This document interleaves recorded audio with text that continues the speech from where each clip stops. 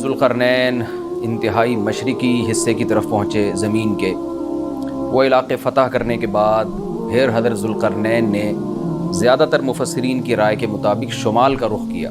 قرآن میں نہیں ہے کہ نارتھ کی طرف گئے یا ساؤتھ کی طرف گئے، لیکن کچھ چیزیں بدیہی ہوتی ہیں۔ آبادی ظاہر ہے اس وقت نارتھ ہی کی طرف زیادہ تھی، ساؤتھ کی طرف آبادی بہت بعد میں دنیا میں آئی ہے، اور اب بھی بہت کم آبادی ہے ساؤتھ کی طرف، تو غالب یہی ہے کہ نارتھ کی طرف حضرت ذوالقرنین گئے۔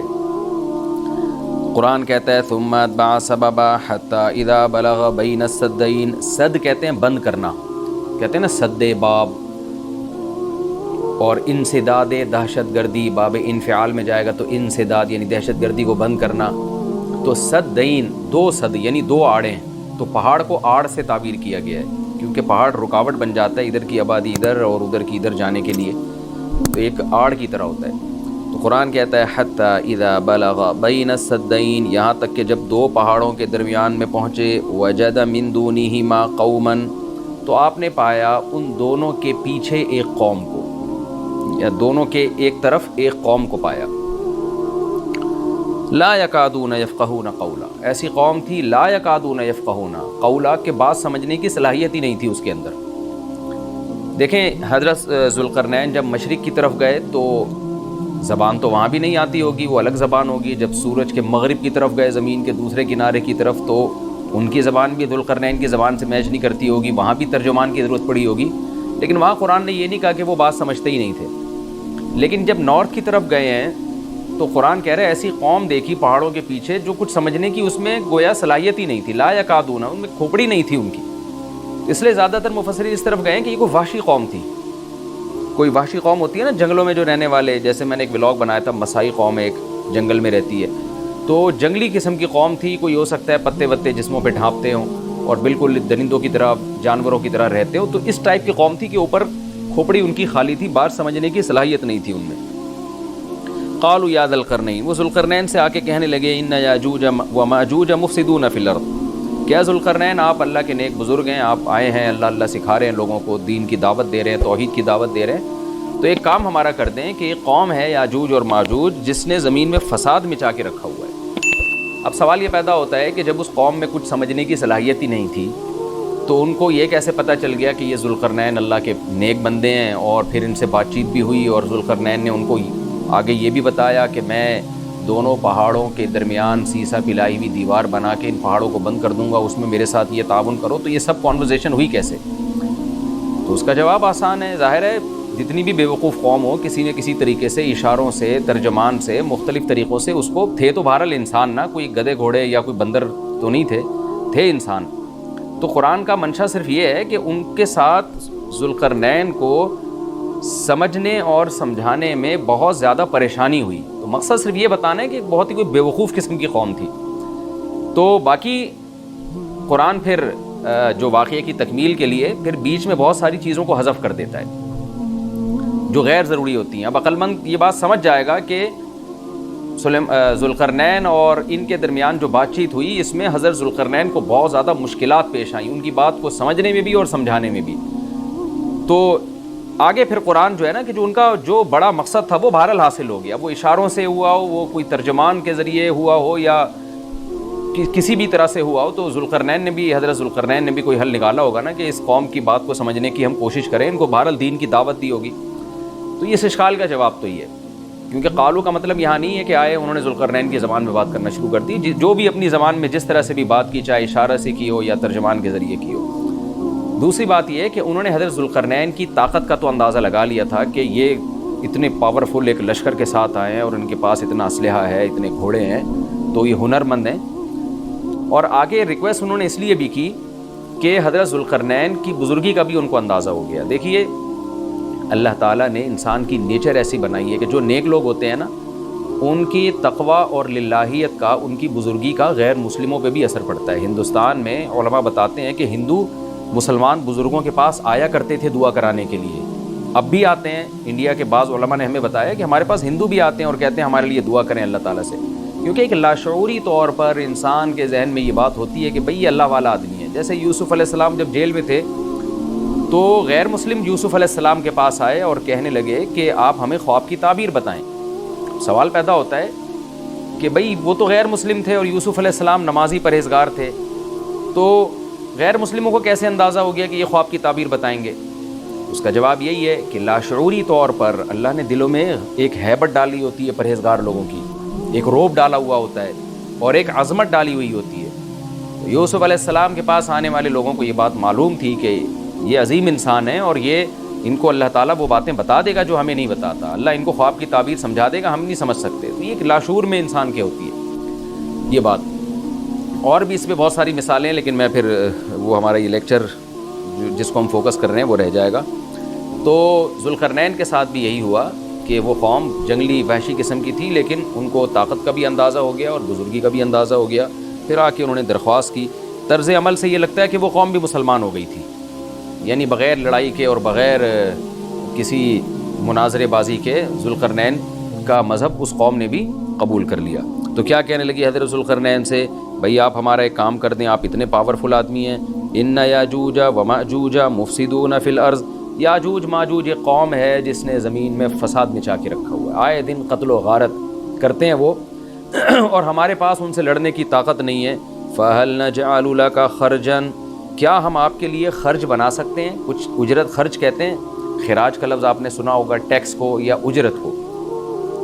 تو ہم آپ کو کمیشن دیں گے اس کا، ہمارے پاس پیسہ بہت ہے، وسائل بہت ہیں، لیکن وہ ٹیکنالوجی ہمارے پاس نہیں ہے جو آپ کے پاس ہے۔ تو ہم دیکھ رہے ہیں آپ کو اللہ نے ایک بڑی قوت اور طاقت دی ہے، تو پیسہ ہمارے پاس بہت ہے، ہم آپ کو اس کی اجرت دیں گے۔ آپ نے یہ کرنا ہے کہ علا، اس بات پر ہم آپ کو اجرت دیں گے، تجعل بیننا و بینہم سدا، کہ آپ ہمارے اور ان کے درمیان ایک آڑ بنا دیں، ایک دیوار بنا دیں، کہ بہت بڑی دیوار بنانی پڑے گی اور پہاڑوں کو کہ اس خلا کو ختم کرنا پڑے گا، وہ قوم آ کے ہم پہ حملے کرتی ہے اور ہمارا بہت نقصان کرتی ہے، تو آپ ایک ایسی آڑ بنا دیں جو ہمارے بس میں نہیں ہے۔ قال ما مکنی فیہ ربی خیر، ذوالقرنین نے فرمایا میرے رب نے جو مجھے ٹھکانہ دیا ہے، طاقت دی ہے، وہ بہتر ہے۔ کیا مطلب؟ مجھے تمہاری اجرت کی ضرورت نہیں ہے، میرے پاس بہت وسائل ہیں۔ دیکھیں استغنا بہت بڑی نعمت ہے۔ سلیمان علیہ السلام کا بھی یہی انداز تھا، جب ملکہ سبا نے ہدیے دے کے بھیجا نا، تو سلیمان علیہ السلام نے بھی یہ فرمایا تھا، ما آتانی اللہ خیر مما آتاکم، مجھے جو اللہ نے وسائل دیے ہیں وہ تم سے بہت زیادہ ہیں۔ تو ایسے موقع پہ اس طرح کی بات کرنا یہ تکبر نہیں کہلاتا، بلکہ یہ عین شکر ہے کہ بھئی میں کیوں کسی سے مانگوں۔ آپ نے بعض دفعہ مالداروں کو دیکھا ہوگا، وہ یہ جملہ کہتے ہیں بھئی ہم کسی کے محتاج نہیں۔ تو اس جملے میں اگر اللہ کے شکر کی نیت ہے تو یہ اچھا جملہ ہے، اور اگر نیت ہے دوسرے کو نیچا دکھانا پھر یہ تکبر ہے۔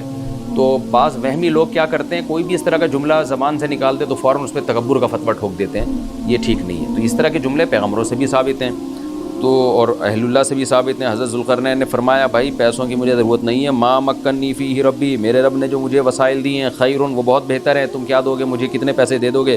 ہاں مجھے افرادی قوت کی ضرورت ہے، کیونکہ اتنے بھاری بھرکم پتھر اٹھا کے پہاڑوں پہ لے کے جانا، لوہے کی پلیٹیں لے کے جانا، اس کے لیے افراد چاہیے، مزدور چاہیے، لیبر چاہیے۔ فَأَعِینُونِی بِقُوَّةٍ، تم مجھے میری مدد کرو قوت کے ساتھ، قوت چاہیے مجھے، پاور چاہیے، افرادی قوت چاہیے، یہاں قوت سے مراد ہے وسائل چاہیے، لیبر چاہیے، مزدور چاہیے۔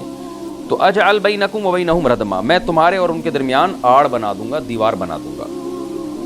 آتونی زبر الحدید، وہ قوت یہ چاہیے کہ دو تم مجھے لوہے کی پلیٹیں، یعنی اوپر چڑھانے میں میری مدد کرو ان کی۔ تو وہ افراد چاہیے ہمیں بہت بڑی تعداد میں جو لوہے کی پلیٹوں کو لے کے پہاڑوں کے اوپر چڑھیں، اور کوئی بھی اس وقت جو بھی طریقہ انہوں نے اختیار کیا ہوگا، ان پلیٹوں کو ہم دونوں پہاڑوں کے بیچ میں رکھیں گے، حتی اذا ساوا بین الصدفین، یہاں تک کہ جب دونوں کنار، صدف کہتے ہیں پہاڑ کے کنارہ، دونوں کناروں کے درمیان ان لوہے کی پلیٹوں کو۔ اچھا یہاں بھی اندماج ہے، صنعت اندماج کا مطلب بہت سے واقعات قرآن بیچ میں حذف کر رہا ہے۔ تو ایسا ہی نہیں ہے کہ بنی بنائی پلیٹیں، انہوں نے کوئی اسٹیل مل تھی اور وہ پلیٹیں پہلے سے تیار رکھی ہوئی تھیں۔ ظاہر ہے ذوالقرنین نے کیا کیا، لوہا جمع کیا پہلے، حضرت ذوالقرنین نے، کس قدر محنت لگی ہوگی، پہاڑوں کے درمیان بہت زیادہ لوہا چاہیے، تو کہاں کہاں سے پتہ نہیں کتنے مہینے کا یہ پروسیس ہوگا، کتنے سال اس پروجیکٹ میں لگے ہوں گے، کہاں کہاں سے لوہا جمع کیا ہوگا۔ ہو سکتا ہے زمین میں کھدائی کا کام شروع کیا ہو پہلے، کہ زمین سے لوہا نکالیں ہم، پھر اس لوہے کو گرم کر کے اس کو بھٹیوں میں گرم کر کے کیسے پلیٹوں کی شکل میں تبدیل کیا ہوگا۔ تو یہ کوئی آسان کام نہیں ہے، لیکن قرآن نے اس پورے واقعے کو حذف کر دیا اور مختصراً بیان کیا۔ آتونی زبر الحدید، جو لوہے کی پلیٹیں ہم نے تیار کی ہیں وہ لا کے دو، حتیٰ اذا ساوا بین الصدفین، جب ان پلیٹوں کو دونوں پہاڑوں کے بیچ میں ایسے ایسے نصب کرنا شروع کر دیا، ایک پلیٹ آئے پھر دوسری پلیٹ پھر تیسری پلیٹ، یعنی اگر ایسے کر کے پلیٹ لگاتے تو یہ تو پلیٹ تو بہت ہلکی ہوتی، یاجوج ماجوج اس میں سوراخ کر دیتے یا کچھ بھی اس کو توڑ دیتے یا جلا دیتے، پگھلا دیتے بھٹی کے ذریعے، کچھ بھی کر سکتے تھے، تو پلیٹوں کو ایسے کر کے رکھا گیا کہ چوڑائی میں جو ہے وہ دیوار بنے۔ قال انفخوا، تو ذوالقرنین نے کہا اب ان میں آگ بھڑکاؤ۔ انفخوا کا مطلب پھونک مارنا ہے، لیکن یہاں پھونک سے بھٹی کی جو گرم کرنے کے لیے جو ہوا ڈالی جاتی ہے نا، جو جیسے آپ نے دیکھا ہوگا نا پرانے زمانے میں خواتین جو تھیں وہ بوڑھی مائیں کیا کرتی تھیں، دادیاں، وہ ایک پائپ لے کے نا کوئلوں میں پھونک مارتی تھی، اس سے کیا ہوتا ہے وہ ٹیمپریچر بڑھتا ہے۔ آج بھی میں نے گاؤں دیہاتوں میں دیکھا ہے بھٹیوں میں کہ وہ ہوا کا پریشر بنانے کے لیے انہوں نے کچھ دیسی قسم کی مشینیں لگائی ہوئی ہوتی ہیں۔ ایک صاحب کو میں نے دیکھا وہ سائیکل کا پہیے پہ پتہ نہیں کون سی مشین لگائی ہوئی ہے، اس سائیکل گھمائے جا رہے ہیں، ادھر سے ہوا نکل رہی ہے اور وہ لوہا پگھلنا شروع ہو گیا۔ تو بھٹی میں جو پہلے زمانے میں ٹیمپریچر بڑھایا جاتا تھا وہ ہوا کا پریشر بڑھا کے ہی بڑھایا جاتا تھا، یا ہو سکتا ہے کوئی گیس ہو جس کا پریشر بڑھانے کو انفخو سے تعبیر کیا جا رہا ہے۔ حتیٰ اذا جعلہ نارن، یہاں تک کہ جب ان پلیٹوں کو بہت زیادہ گرم کر دیا اور آگ کی طرح، وہ پلیٹیں بیچ میں نصب کر کے نا آگ کی طرح پگھلنے لگیں، پانی کی طرح وہ پگھلنے لگیں، تو قال آتونی افرغ علیہ قطرہ، جب وہ گرم ہو گئی نا بہت زیادہ، تو پہلے سے تانبا پگھلا کے رکھا ہوا تھا۔ یہاں بھی وہی تفصیل ہے کہ حضرت ذوالقرنین نے جو اتنا زیادہ تانبا پگھلا کے پہلے سے بالکل وہ پانی کی طرح تانبا پگھلایا ہوا تھا۔ میں نے دیکھا ہے جو کاپر ہے پگھلتا ہوا بھٹیوں میں، مجھے تو ایسی چیزیں دیکھنے کا بڑا شوق ہے، تو وہ اتنا زیادہ اس کا ٹیمپریچر ہوتا ہے نا کہ ایسا لگتا ہے جیسے جہنم کی آگ ہے، اللہ ہم سب کو محفوظ رکھے۔ تو میں کبھی کبھار جب یہ آیت پڑھتا ہوں تو میں سوچتا ہوں کہ کتنا بڑی مقدار میں حضرت ذوالقرنین نے کہاں کہاں سے تانبا جمع کیا ہوگا، پھر اس کو کیسے اس زمانے میں، جو صدیوں پرانی بات ہے، جب ٹیکنالوجی نے اتنی ترقی نہیں کی تھی، اس کا تو عشر اشیر بھی نہیں تھا، لیکن کیسے اس کو پگھلایا ہوگا انہوں نے، حضرت ذوالقرنین نے۔ تو وہ کسی دیگڑے میں جناب اتنا زیادہ، پھر دیگ کہاں سے لائے ہوں گے، وہ دیگ تو خود پگھل جائے گی، اس کے لیے مخصوص قسم کی ایک کوئی میٹل ہوتا ہے کہ اس کا ٹیمپریچر اور تانبے کا ٹیمپریچر میں فرق ہوتا ہے، کہ تانبا جس ٹیمپریچر پہ پگھلے گا تو اس دھات کو، تانبے کو جس دیگ میں ڈالا جائے وہ اس ٹیمپریچر پہ نہ پگھلتا ہو، یا کوئی پتھر کی دیگ ہوگی جو بھی ہوگا، لیکن بہرحال یہ ساری چیزیں محیر العقول ہیں۔ تو حضرت ذوالقرنین نے پہلے سے بہت بڑی مقدار میں تانبے کو پگھلا کے رکھا ہوا تھا۔ اب انہوں نے کہا کہ آتونی افرغ علیہ قطرہ، قطر کہتے ہیں تانبے کو، اب یہ جو ہے دو مجھے یہ، میں اب ان پلیٹوں کے اوپر جو گرمی سے جو پگھل رہی ہیں نا، ان کے اوپر تانبا ڈال دوں گا۔ یعنی تانبا ڈالنے کا مقصد کیا تھا کہ دونوں پلیٹوں کے درمیان جو خلا ہے وہ پر ہو جائے، اور پلیٹوں کو پگھلانے کا مقصد یہ تھا کہ پلیٹیں اور تانبا آپس میں مکس ہو جائیں، یعنی ایک یکجان ہو جائیں وہ، کیونکہ جب ایک چیز گرم کر کے دوسری گرم چیز کے ساتھ ملائی جاتی ہے نا تو وہ اس کے اجزاء ایک دوسرے میں داخل ہو جاتے ہیں اور وہ بالکل یکجان ہو جاتا ہے۔ تو آتونی افرغ علیہ قطرہ، دو مجھے یہ تانبا، میں اس کے اوپر انڈیل دوں گا۔ تو وہ دیگیں تانبے کی پگھلا کے پہاڑوں پہ چڑھایا گیا ان دیگوں کو، اور پھر وہ لوہے کی پلیٹوں کے بیچ میں جو خلا تھا نا، ان خلا میں وہ تانبے کا جو پگھلا ہوا تانبا تھا پانی کی شکل میں، اس پگھلے ہوئے تانبے کو ڈال دیا گیا، تو وہ یکجان ہو کر ایک بہت مضبوط آہنی دیوار بن گئی۔ فَمَسْطَاعُوا أَن يَظْهَرُوهُ، اب یاجوج ماجوج میں اس کی استطاعت نہیں رہی کہ اس پہ چڑھ سکیں۔ وَمَسْتَطَاعُوا لَهُ نَقْبًا، اور اس دیوار میں نقب کی استطاعت بھی نہیں رہی، کتنا لمبا سوراخ کریں گے اس کو کھود کے، یہ بھی ان کے لیے ممکن نہیں رہا۔ جب اتنا زبردست پروجیکٹ چند مہینوں میں یا چند سالوں میں مکمل ہوا، یا چند دنوں میں، اس کی حقیقت اللہ ہی جانتا ہے، لیکن یہ بہت بڑا پروجیکٹ تھا، بہت ایک شاندار کام تھا، جو شاید اس زمانے میں بہت مشکل ہو، تو اس زمانے میں آپ سوچیں کہ کتنا مشکل ہوگا، لیکن ذوالقرنین نے جب اس پروجیکٹ کو مکمل کیا، قال ھذا رحمۃ من ربی، وہی بات، تکبر نہیں کیا کہ میرا کمال ہے، دیکھا اور پھر شو بازی شروع کی، نا نا نا نا نا، ھذا رحمۃ من ربی، یہ میری رب کی طرف سے رحمت ہے۔ لیکن سلیمان علیہ السلام بھی یہی الفاظ تھے نا جب تخت سامنے آ گیا، ھذا من فضل ربی، یہ میرے رب کا فضل ہے۔ تو انبیاء اور نیک لوگ، اللہ ان سے جب بھی کوئی عجیب کام لیتا ہے تو فوراً اللہ کی طرف نسبت کرتے ہیں، پھر وہ دنیا کی بے ثباتی بھی دکھاتے ہیں کہ انہی چیزوں میں پڑھ کے نہ رہ جانا، فوراً ذوالقرنین نے کیا کہا، فَإِذَا جَاءَ وَعْدُ رَبِّي، جب میرے رب کا وعدہ آئے گا نا، جَعَلَهُ دَكَّا، اللہ اس کو توڑ تاڑ دے گا۔ مطلب یہ دنیا کی ترقی ہے، یہ ہے فنا ہونے والی، دل لگانے کی چیز نہیں ہے۔ تو ایسا نہ ہو کہ اس سے دل لگانا شروع کر دو اور اسی میں بس کے رہ جاؤ اور اللہ کو بھول جاؤ اور اپنی ترقیوں پہ ناز کرنا شروع کر دو۔ فَإِذَا جَاءَ وَعْدُ رَبِّي، جب میرے رب کا وعدہ آئے گا، جَعَلَهُ دَكَّا، اسے توڑ تاڑ کے برابر کر دے گا۔ وَكَانَ وَعْدُ رَبِّي حَقًّا، اور میرے رب کا وعدہ سچا ہے۔ وعدے سے مراد کیا ہے؟ دونوں مراد ہو سکتے ہیں، یا تو قیامت مراد ہو سکتی ہے کہ قیامت میں سب چیزیں ہی ٹوٹ جائیں گی، یا جو احادیث میں آیا ہے کہ جب یاجوج ماجوج قرب قیامت میں ظاہر ہوں گے تو وہ دیوار ختم ہو جائے گی، یا تو وہ مراد ہے۔ وَتَرَكْنَا بَعْضَهُمْ يَوْمَئِذٍ يَمُوجُ فِي بَعْضٍ، اور ہم ان میں سے بعض کو، یعنی جو یاجوج ماجوج ہیں ان میں سے بعض کو، یومئذ، جس دن ایسا ہوگا، جس دن اللہ کا وعدہ آئے گا اور یہ دیوار ٹوٹے گی، یموج فی بعض، ہم ان کو ایسا کر دیں گے کہ یہ ایک دوسرے میں گھس رہے ہوں گے۔ یہ مضمون احادیث میں آیا ہے۔ دیکھیں قرآن میں اور احادیث صحیحہ میں جو یاجوج ماجوج اور اس دیوار کا ہمیں ملتا ہے نا، میں صرف اس کو آپ کے سامنے بیان کروں گا، باقی اس بارے میں ڈیٹیل میں آپ جائیں گے تو بہت کچھ آپ کو انٹرنیٹ پہ بھی مل جائے گا، مفسرین کی کتابوں میں بھی مل جائے گا، اور لوگوں کی اپنی اپنی تحقیقات ہیں، اپنے اپنے تبصرے ہیں۔ نہ میں ان تبصروں کو صحیح کہہ رہا ہوں نہ غلط کہہ رہا ہوں، کتابیں بھری ہوئی ہیں، وہ آپ جائیں پڑھیں اس کو، لیکن جتنی بات قرآن سے اور صحیح احادیث سے یاجوج ماجوج کے بارے میں ثابت ہوتی ہے، میں صرف اس کو آپ کے سامنے ابھی پیش کر رہا ہوں۔ پہلا عقیدہ تو یہ ثابت ہوتا ہے کہ یاجوج ماجوج ایک قوم ہے، انسان ہیں، وہ کوئی انسانوں کے علاوہ کوئی الگ مخلوق نہیں ہے، لیکن ہیں بڑے فسادی۔ دوسری بات، یہ بہت قدیم ہے، ذوالقرنین جب گئے تو اس سے پہلے کی یہ قوم ہے اور زمین میں پہلے سے فساد مچا رہی ہے، لیکن بہت زیادہ ان کی کثرت نہیں تھی جتنی کثرت قرب قیامت میں ہوگی، کیونکہ نسل ان کی بہت تیزی کے ساتھ بڑھ رہی ہے۔ تیسری بات یہ ہے کہ اللہ نے ان کو دنیا کے کسی حصے میں رکھ کے چھپا دیا ہے۔ چھپایا اس لیے ہے کہ ان کے ظاہر ہونے کا ایک ٹائم ہے، اور وہ ہے حضرت عیسیٰ علیہ السلام کا دور۔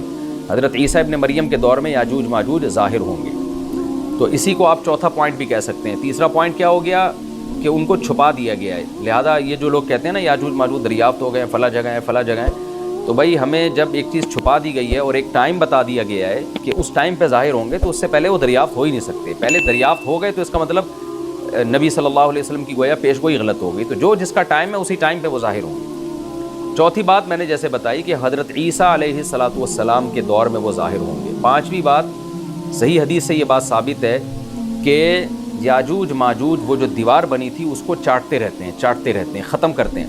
اب چاٹنا کا جو لفظ حدیث میں ہے اس سے مراد زبان سے چاٹنا بھی ہو سکتا ہے، اور یہ کنایا بھی ہو سکتا ہے کہ اس کو ختم کرنے کی کوشش میں لگے ہوئے ہیں۔ اور ایسے چاٹنا، جب ہم کوئی چیز چاٹتے ہیں نا تو بہت تھوڑی تھوڑی وہ ختم ہوتی ہے، تو اتنی موٹی اتنی بڑی دیوار ہے کہ وہ انہوں نے اپنی اسٹرگل اور اپنی محنت نہیں چھوڑی ہے، تو وہ دیوار کو کسی نہ کسی طریقے سے گھسائی میں اس کے لگی رہتے ہیں۔ تو زبان سے بھی چاٹنا ہو سکتا ہے اور کسی اور طریقے سے اس کو ختم کرنے کی کوشش بھی مراد ہو سکتی ہے۔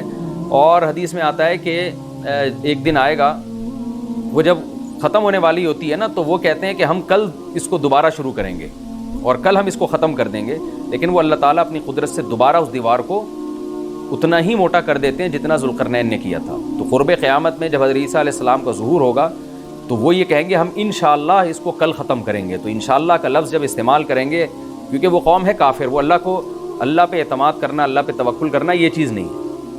جیسے کافر تو نہیں کہے گا نا اللہ نے چاہا تو وہ اللہ پہ یقین نہیں رکھتے، تو وہ جب اللہ کا نام لیں گے اور کہیں گے کہ اللہ نے چاہا تو ہم اس کو کل ختم کر دیں گے، تو پھر اسلام کی وجہ سے وہ دیوار ختم ہو جائے گی۔ اس کی مثال ایسے جیسے حدیث میں آتا ہے، پچھلی قوموں میں ایک نوجوان تھا جو جادوگر کے پاس بھی جاتا تھا اور راہب کے پاس بھی جاتا تھا، جس کا سورہ بروج میں تذکرہ ہے، والسماء ذات البروج میں۔ تو جب وہ نوجوان پکڑا گیا، وہ مسلمان ہو گیا تھا، بادشاہ نے اس کو بھیجا تھا جادوگر کے پاس کہ جادو سیکھے، لیکن وہ راہب کے پاس جاتا، عیسائیت سیکھی اس نے اور نیک مسلمان بن گیا۔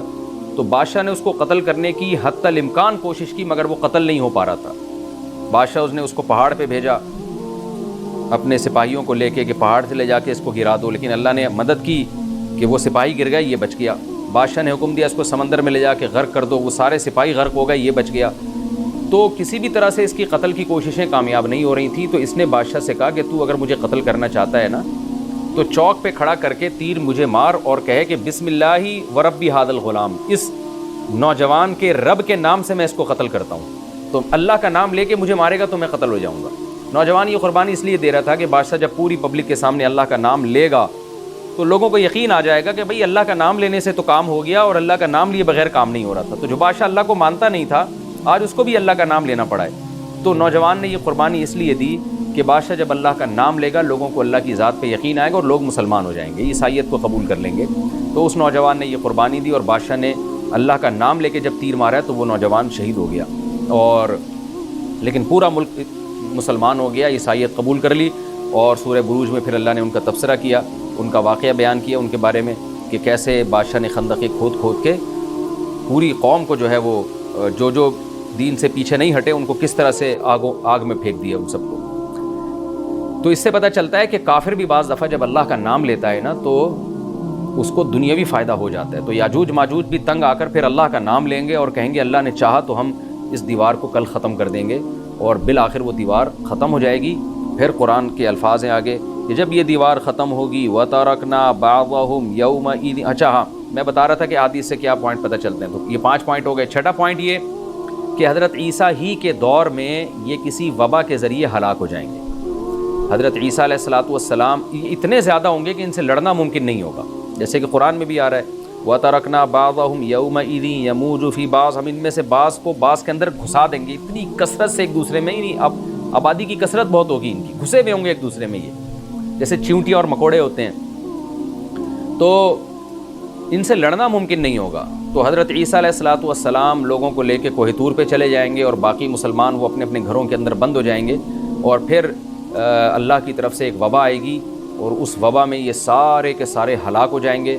اور پھر جب ہلاک ہو جائیں گے تو اتنی زیادہ ان کی لاشیں زمین پہ ہوں گی، اتنی زیادہ کہ انسانی آبادی ان کی لاشوں سے متعفن ہونا اور بیمار ہونا شروع ہو جائے گی، ان کی لاشوں سے بدبو اٹھے گی، اور ظاہر ہے انسان ہوں گے یہ، تو اس کی وجہ سے جو زمین کا ماحول خراب ہوگا۔ پھر حضرت عیسیٰ علیہ السلام اللہ سے دعا مانگیں گے کہ اللہ تعالیٰ ان کو کسی طرح ٹھکانے لگائے، کوئی انتظام کرے۔ پھر حدیث میں آتا ہے بارشیں ہوں گی اور سیلاب آئیں گے، اور ان کی لاشیں بہہ بہہ کے پانیوں میں جا کے، سمندروں میں جا کے ختم ہو جائیں گی، اللہ تعالیٰ ان کو اس طرح سے ٹھکانے لگائے گا۔ تو یہ یہاں تک جتنے بھی مضامین ہیں یہ صحیح احادیث سے ثابت ہے۔ تو قرآن کہتا ہے وَتَرَكْنَا بَعْضَهُمْ يَوْمَئِذٍ يَمُوجُ فِي بَعْضٍ، ہم ان میں سے بعض کو بعض میں چھوڑ دیں گے، بہت کثرت ہوگی۔ وَنُفِخَ فِي الصُّورِ، اور پھر سور پھونکا جائے گا۔ قرآن میں تو یہ کہ سور پھونکا جائے گا ایسے لگ رہا ہے جیسے فوراً پھونکا جائے گا، مگر احادیث میں تفسیر ہے کہ فوراً نہیں پھونکا جائے گا۔ یاجوج ماجوج قیامت کی نشانیوں میں سے ایک بہت بڑی نشانی ہوگی، یعنی یہ اس بات کی علامت ہوگی کہ اب قیامت بہت قریب ہے۔ تو حضرت عیسیٰ ابن مریم علیہ السلام جب نازل ہوں گے، میں تھوڑی سی ترتیب بیان کر دیتا ہوں کہ کیونکہ بات یاجوج ماجوج کی چل رہی ہے تو اس سے منسلک جو واقعات ہیں جو اس دور میں ہوں گے وہ بھی میں اسی لیکچر کے ضمن میں بیان کر دیتا ہوں۔ ہمیں صحیح حدیث سے یہ پتہ چلتا ہے کہ قرب قیامت میں جب مسلمان بہت قسمہ پرسی میں ہوں گے تو خراسان سے لشکر اٹھے گا۔ خراسان یہ افغانستان اور ایران کا حصہ، اس علاقے کو نبی صلی اللہ علیہ وسلم کے دور میں خراسان کہا جاتا ہے، جس میں قندھار بھی آتا ہے، ایران کا بھی حصہ آتا ہے اس میں۔ تو یہاں سے لشکر اٹھے گا، مجاہدین لڑیں گے بہت بڑی تعداد میں، دنیا میں جہاد ہوگا، مسلمان ظلم کی چکی میں پس کے تنگ آ چکے ہوں گے، اور لڑتے لڑتے حدیث میں آتا ہے اتنی بڑی بڑی لڑائیاں ہوں گی کہ 1/3 مسلمان شہید ہو جائیں گے اس میں، 1/3 مجاہدین جو لڑنے والے ہوں گے، اور 1/3 جو ہوں گے وہ میدان جنگ سے بھاگ جائیں گے، اور 1/3 کو اللہ فتح عطا فرمائے گا۔ تو جو 1/3 میدان جنگ سے بھاگ جائیں گے، نبی صلی اللہ علیہ وسلم نے فرمایا ان کی توبہ کبھی قبول نہیں ہوگی۔ جو 1/3 شہید ہو جائیں گے وہ افضل ترین شہداء ہوں گے اس وقت کے، اور 1/3 کو اللہ تعالیٰ غلبہ عطا فرمائیں گے۔ ایک واقعہ تو ہمیں قرب قیامت میں نبی صلی اللہ علیہ وسلم سے یہ ملتا ہے صحیح حدیث سے۔ دوسرا ہمیں یہ ملتا ہے کہ قرب قیامت ہی میں مسلمان قسمہ پرسی کا شکار ہوں گے، تو تلاش کریں گے حضرت مہدی کو، کیونکہ حضرت مہدی وہ شخصیت ہیں جن پہ تمام نیک لوگ جمع ہو جائیں گے اور وہ مسلمانوں کی میدان جنگ میں کمانڈ کریں گے، جہاد میں کمانڈ کریں گے۔ تو ان کو بیت اللہ میں تلاش کیا جائے گا، وہ رسول اللہ صلی اللہ علیہ وسلم کی اولاد میں ہوں گے، اور لوگ ان کو پہچان لیں گے، اہل اللہ پہچان کر ان کو اپنا امیر بنائیں گے، اور ان کی قیادت میں پھر لڑائی اور جہاد شروع ہوگا۔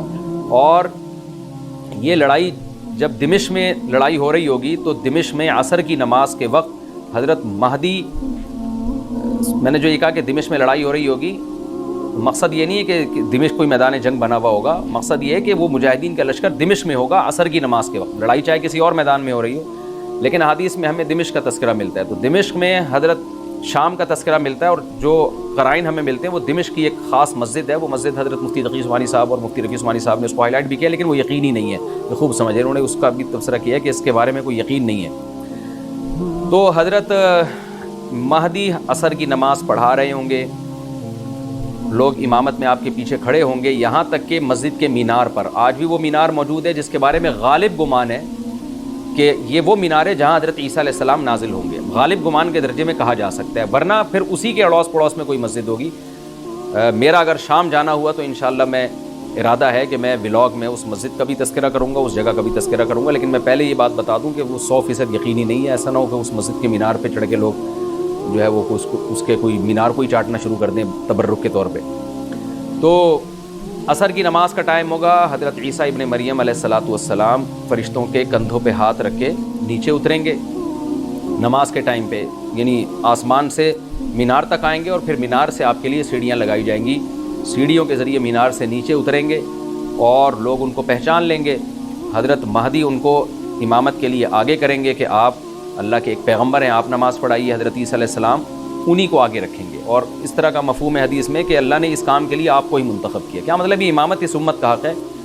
تو حضرت عیسیٰ ابن مریم علیہ السلام کا جو کام ہوگا وہ جہاد ہے، اور یہودیوں سے انتقام لینا، کیونکہ یہودیوں نے اپنے خیال میں حضرت عیسیٰ کو قتل کیا تھا، تو اللہ نے یہودیت ہی کے خاتمے کے لیے اور دجال کے خاتمے کے لیے عیسیٰ ابن مریم کو نازل کیا ہے۔ حضرت مہدی سے پہلے ہی دجال ظاہر ہو چکا ہوگا۔ دجال کے بارے میں حدیث میں آتا ہے کہ ہر پیغمبر نے اپنی امت کو دجال کے فتنے سے ڈرایا ہے۔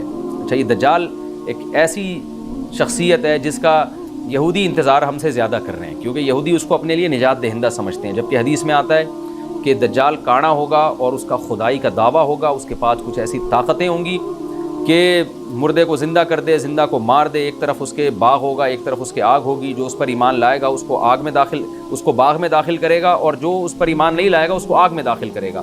اور رسول اللہ صلی اللہ علیہ وسلم نے فرمایا اس کی جو آگ ہے حقیقت میں وہ جنت کا باغ ہوگا، اور اس کا جو باغ ہے حقیقت میں وہ جہنم کی آگ ہوگی۔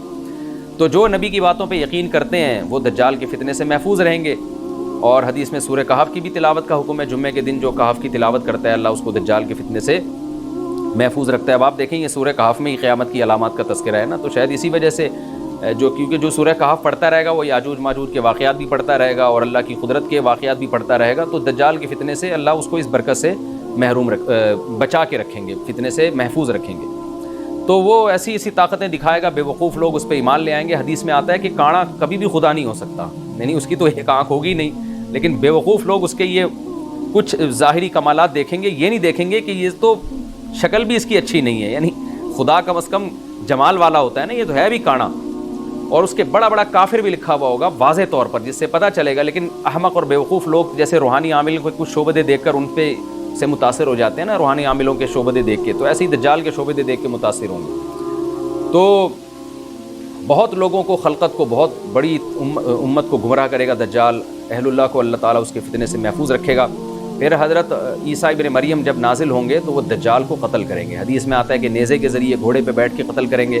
علماء نے اس حدیث کا دو مطلب بیان کیے ہیں کہ یا تو اس کا مطلب یہی ہے کہ واقعی گھوڑے پہ بیٹھیں گے، نیزہ استعمال کریں گے، اور زمین جو ہے وہ اتنی پہلے اس سے جنگیں ہو چکی ہوں گی کہ لوگ دوبارہ تلواروں گھوڑوں کی طرف آ جائیں گے۔ اس بات کا امکان ہے، ہر ملک ایٹمی طاقت بن چکا ہے، تو اگر یہ ایٹم بم سارے ملک آپس میں چلا دیں تو ہم دوبارہ گدے گھوڑوں والی زندگی پر آ جائیں گے، ٹیکنالوجی ساری تباہ و برباد ہو جائے گی، انسان کی ترقی۔ تو اس بات کا بھی امکان ہے کہ کوئی اس سے پہلے ہو سکتا ہے کوئی ایسی جنگ عظیم ہو کہ انسانیت دوبارہ پہاڑوں پتھروں کے دور میں آ جائے۔ لیکن ظاہر یہ معلوم ہوتا ہے کہ رسول اللہ صلی اللہ علیہ وسلم نے جو کلام کیا ہے، ظاہر ہے اس دور کے لحاظ سے جو لوگوں کے جہاں تک جو لوگوں کی مینٹل اپروچ ہے وہاں تک، تو نبی صلی اللہ علیہ وسلم میزائل یا اور ٹینکوں کا تذکرہ کرتے تو کیا سمجھ میں آتا؟ تو گھوڑے سے مراد ہے جو اس زمانے کا گھوڑا ہوگا، اور نیزے سے مراد ہے اس زمانے کا جو اسلحہ ہوگا، کیونکہ نیزہ نبی کے دور کا ایک مناسب اسلحہ تھا اور گھوڑا نبی کے دور کی میدان جنگ کی ایک مناسب سواری تھی۔ تو اس سے یہ بھی پتہ چلتا ہے کہ ہو سکتا ہے عیسیٰ ابن مریم نیزے کے بجائے کلاشنکوف کا استعمال کر لیں، تو یعنی وہ نیزہ جو ہے وہ اس کلاشنکوف کی یا جو بھی اسلحہ اس وقت حضرت عیسیٰ ابن مریم استعمال کریں گے اس کی ایک تعبیر ہے، تو اس کا بھی پورا امکان ہے۔ تو ہمیں بہرحال اتنا ایمان ہمارے لیے ضروری ہے کہ دجال کو قتل کرنے والی جو ذات ہے جو شخصیت ہے وہ عیسیٰ ابن مریم علیہ الصلاۃ والسلام. تو حضرت عیسیٰ کے ذریعے اللہ تعالیٰ دجال کو قتل کریں گے اور حضرت عیسیٰ کی قیادت میں زبردست جہاد ہوگا. حدیث میں آتا ہے کہ عیسیٰ ابن مریم اس دنیا کو امن سے بھر دیں گے. اتنا امن ہو جائے گا اور اتنی مالی فراوانی ہوگی، اتنی مالی، کیونکہ دنیا میں مال بہت ہے، ڈسٹریبیوشن صحیح نہیں ہے. جو تقسیم ہے نا مال کی وہ ظالمانہ ہے، جس کی وجہ سے غریب غریب سے غریب تر ہے، امیر امیر سے امیر تر ہے. حضرت عیسیٰ ابن مریم ایسا نظام قائم کریں گے کہ جس سے مال کی صحیح تقسیم، اور لوگ اٹھیں گے زکوٰۃ کا مستحق تلاش کریں گے اور لوگوں کو زکوٰۃ کا مستحق نظر نہیں آئے گا. غریب تلاش کرنا مشکل ہو جائے گا. یعنی ایک آدمی، حدیث کا مفہوم ہے کہ زکوٰۃ لے کے گھومتا رہے گا اور اس کو کوئی غریب نہیں ملے گا. اتنی مالی فراوانی ہو جائے گی. پھر ترمذی کی روایت میں آتا ہے کہ اللہ کی طرف سے برکتیں ایسی نازل ہوں گی کہ بڑے بڑے انار پیدا ہوں گے، بڑے بڑے انگور پیدا ہوں گے، زمین اپنی برکتیں کھول دے گی. اور حضرت عیسیٰ علیہ السلام خنزیر کو بھی دنیا سے ختم کر دیں گے. خنزیر کی نسل کو ختم کر دیا جائے گا. وَيَضَعُ الْجِزْيَةَ، اور جزیہ کا نظام ختم. اما الاسلام و اما السیف، یا تو تلوار یا اسلام، اس کے علاوہ نہیں. تو نبی صلی اللہ علیہ وسلم کو اللہ نے جس مقصد کے لیے دنیا میں بھیجا تھا، اس مقصد کی جو تکمیل ہے وہ عیسیٰ ابن مریم کے ذریعے. باقی اس میں حکمتیں کیا ہیں اس پر میرے الگ سے بیانات موجود ہیں کہ اللہ نے حضرت عیسیٰ ابن مریم کا انتخاب کیوں کیا اس کام کی تکمیل کے لیے. اسی امت میں کوئی کیوں منتخب نہیں کر لیا، یا یہ کہ پیغمبر صلی اللہ علیہ وسلم ہی کے ذریعے پوری دنیا میں اسلام کو غالب کر دیا جاتا. اس میں کیا حکمتیں ہیں اس پر میرے الگ سے بیانات موجود ہیں. ابھی تو میں کوشش کرتا ہوں کہ تفسیر سے میں جو ٹو دا پوائنٹ بات ہے اس سے یہاں اس لیکچر میں نہ ہٹوں. تو اسی وقت حضرت عیسیٰ ابن مریم اس کو یاجوج ماجوج کو قتل کریں گے اور دنیا انصاف سے بھر جائے گی. اور اللہ تعالیٰ نے جو پیغمبروں کو دنیا میں بھیجا تھا اس کا مقصد کیفیت اور کمیت دونوں لحاظ سے حاصل ہو جائے گا. اس کے بعد پھر آہستہ آہستہ دنیا میں زوال شروع ہوگا، اور پھر جب پوری دنیا کے لوگ زوال کا شکار ہوتے ہوتے کفر کی طرف جائیں گے، گناہوں کی طرف.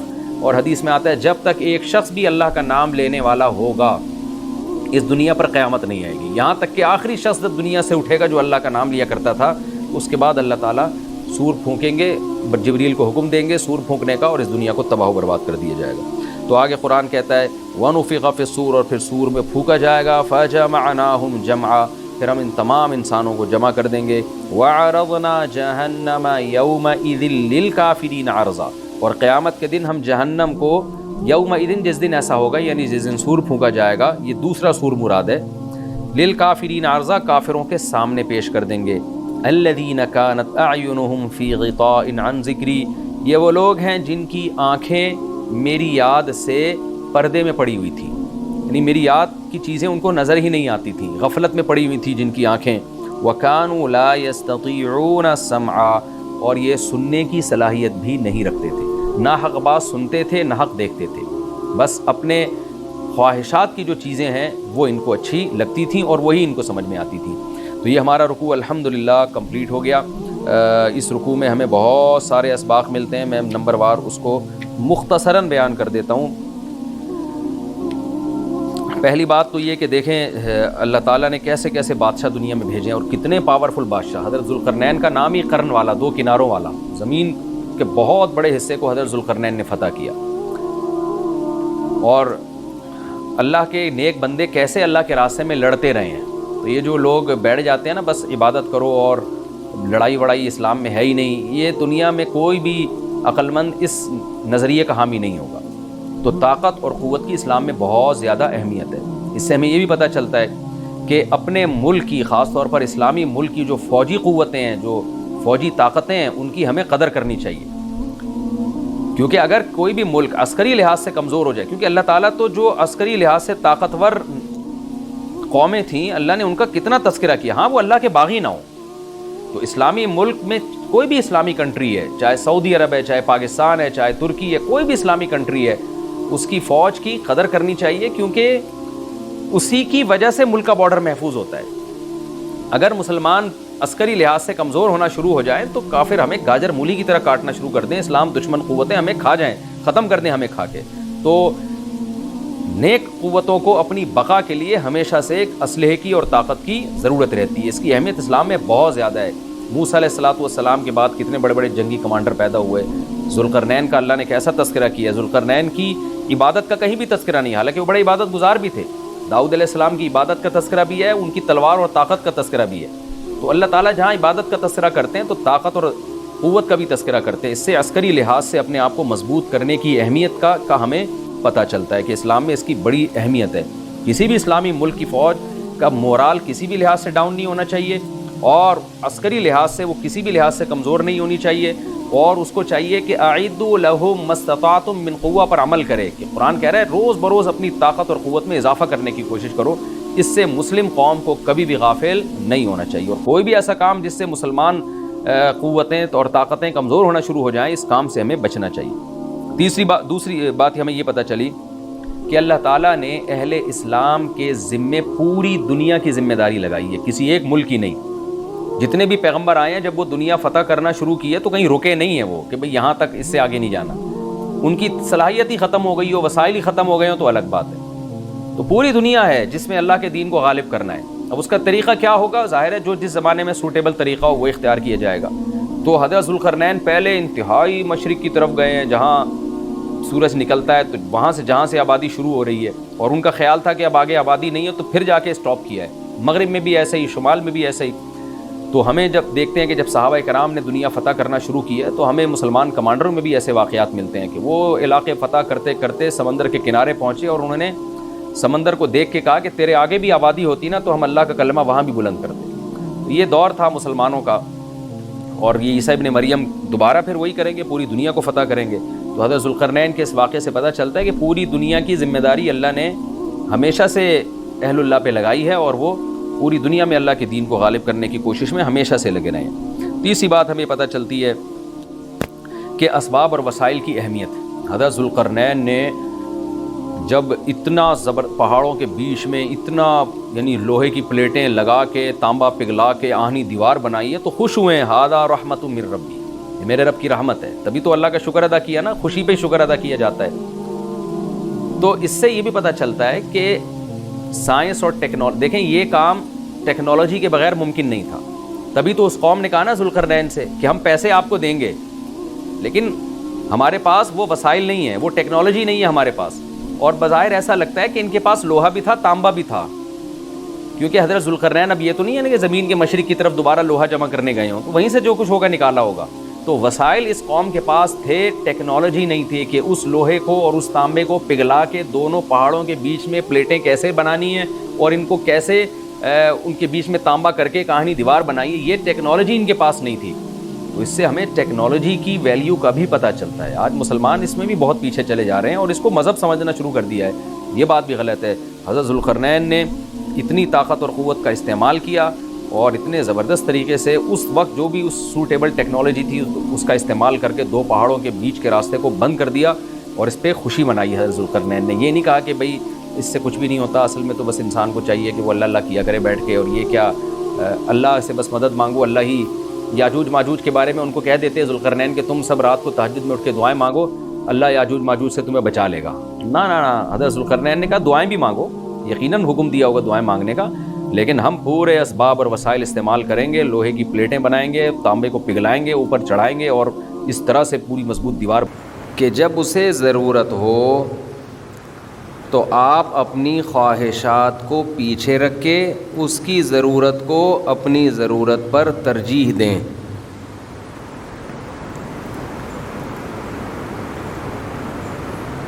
لیکن یہ کام وہ لوگ جو خواہشات کے غلام ہوتے ہیں وہ لوگ یہ کام نہیں کر سکتے.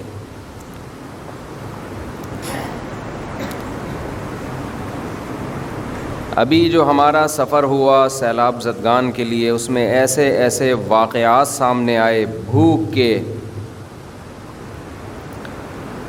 کہ انسان ان واقعات کو دیکھ کر اپنی آنکھوں پہ قابو نہیں رکھ سکتا.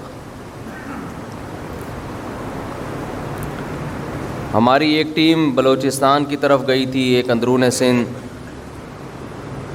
پچھلے سفر میں اندرون سندھ کی طرف, اس دفعہ پنجاب کی طرف تھا. تو جو ٹیم اس دفعہ سندھ گئی, ایسے ایسے بچوں سے ملے جو 2-2, 3-3 دن سے بھوکے تھے, ماں سے بچھڑ گئے, باپ سے بچھڑ گئے, فیملی سے بچھڑ گئے. وہ بتاتے ہیں کہ ہمارے ہاتھ سے چاول کا شاپر گرا تو وہ نیچے مٹی سے اٹھا کے کھانے لگے.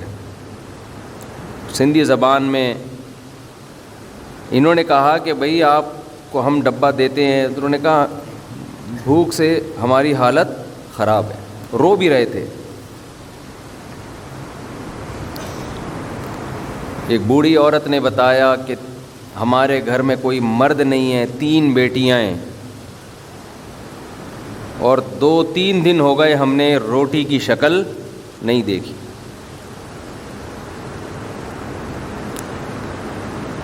ایک دو واقعات نہیں ہیں، یہ واقعات جب ہمارے ساتھی بتا رہے تھے تو خود بھی رو رہے تھے،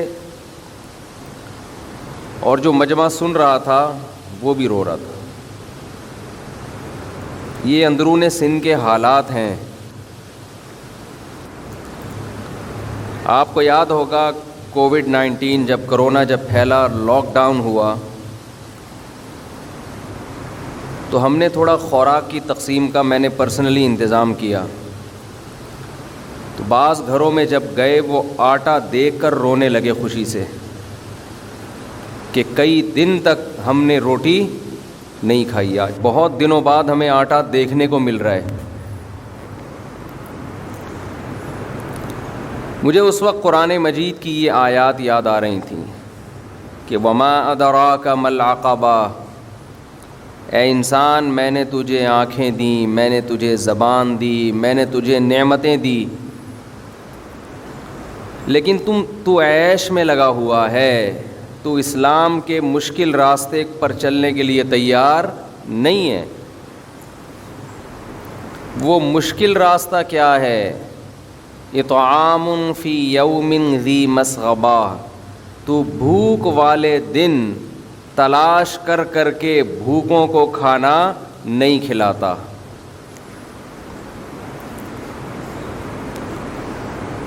قرآن میں اکثر جگہوں پہ اطعام کا لفظ ہے، کھانا کھلانے کا۔ آج اس کی اس سفر میں اس کھانا کھلانے کی اہمیت سمجھ میں آئی کہ انسان کی سب سے بڑی ضرورت بھوک ہے، اس کو پورا کرنا ہے۔ ایک طرف بڑی بڑی دعوتوں میں بھی جانا ہوا کہ کھانا اتنا سا ہوتا ہے اور نکالا اتنا جاتا ہے برتن میں، اور ایک طرف ان لوگوں کو بھی دیکھنا نصیب ہوا جن کو کئی کئی ہفتوں سے پیٹ بھر کے کھانا میسر نہیں ہے۔ سندھ کے ان حالات میں جہاں ان مظلوموں کے لیے خون کے آنسو رونے کو دل کرتا ہے، وہاں ان ظالم سندھ کی حکومت کے لیے بھی دل چاہتا ہے کہ آدمی الٹے ہاتھ سے بد دعائیں کرے۔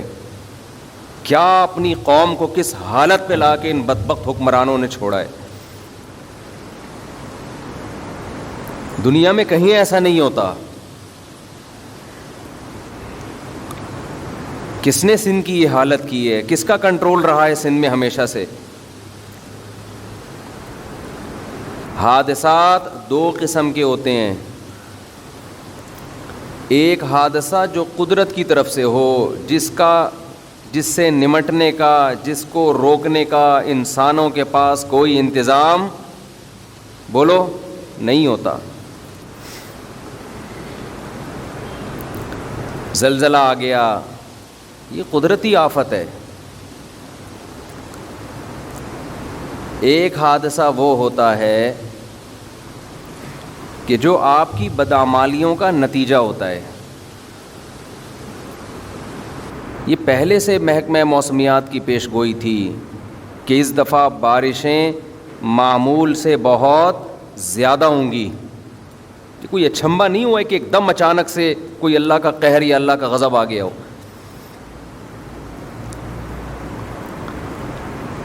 ہم اس سفر میں بار بار دعا کر رہے تھے کہ اللہ تیرا کتنا کرم ہے، تو نے ہمیں سندھ کا حاکم نہیں بنایا۔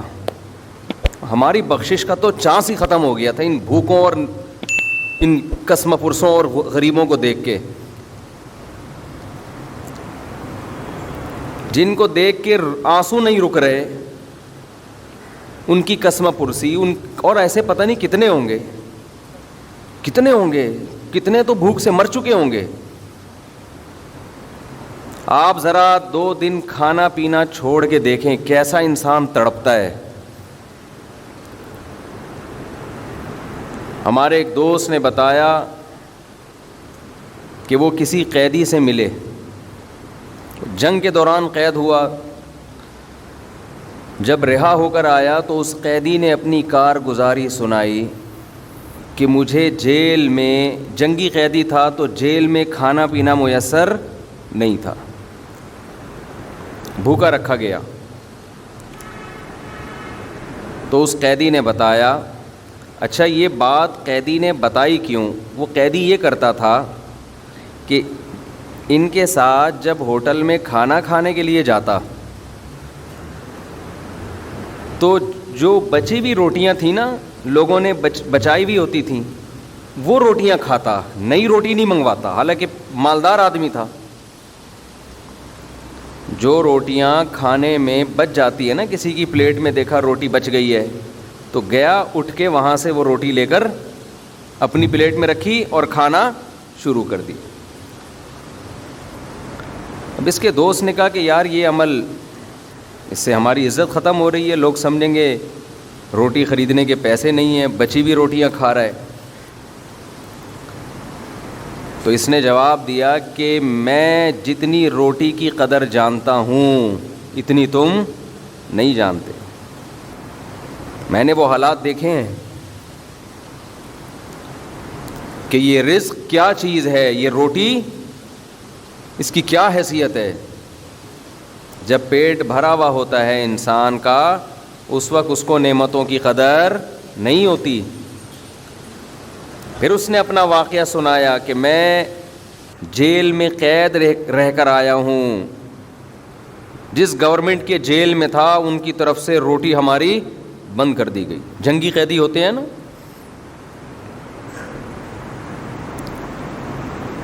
کہنے لگا کہ بھوک سے یہ حالت ہوئی ہماری سب قیدیوں کی کہ کچھ دن کے بعد ہمیں ایک پیپر نظر آیا جس پہ بسکٹوں کا چورا پڑا ہوا تھا۔ کسی نے بسکٹ کھا کے کہیں ایسے پھینک کے چلا گیا تو اس پیپر کے اوپر بسکٹوں کا تھوڑا سا چورا۔ کہہ رہے ہم ایسے بھوک سے نا تڑپتے ہوئے اس کی طرف گئے۔ جیل میں 2 ساتھی تھے، وہ اتنے سے چورے کو ہم نے 2 برابر حصوں میں تقسیم کیا، چھوٹا سا جیسے پاؤڈر کی ایک چٹکی ہوتی ہے۔ اس وقت ہمیں اس کی بھی قدر معلوم تھی۔ کہہ رہے 2 برابر حصوں میں تقسیم کیا کہ ایسا نہ ہو کہ میں اپنے ساتھی کا حصہ کھا جاؤں، اور اسے زبان پہ رکھ کے کافی دیر تک چوستے رہے ہیں کہ ایک دم حلق میں نہ اتار لیں ہم اسے۔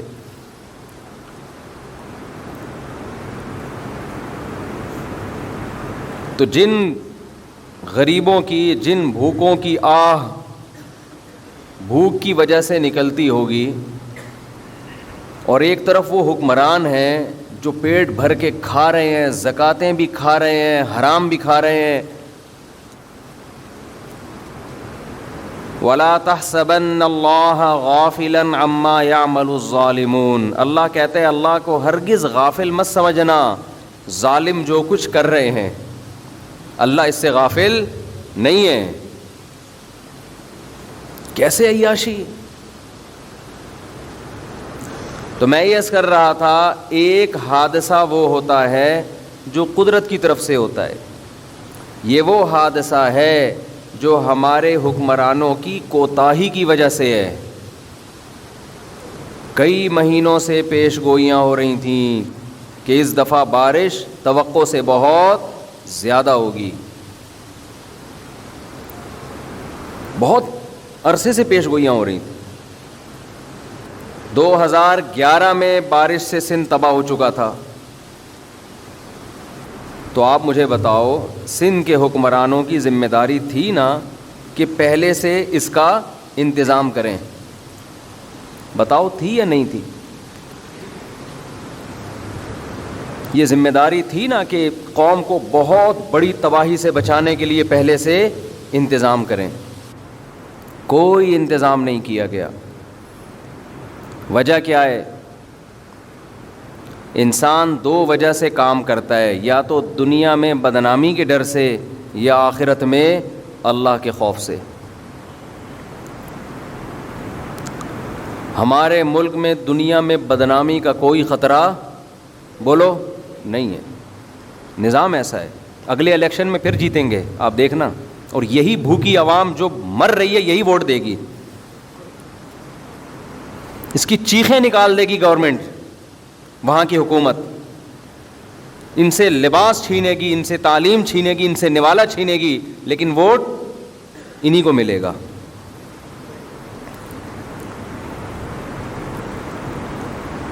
تو بدنامی کا الحمدللہ ہمارے کنٹری میں کوئی خطرہ نہیں ہے.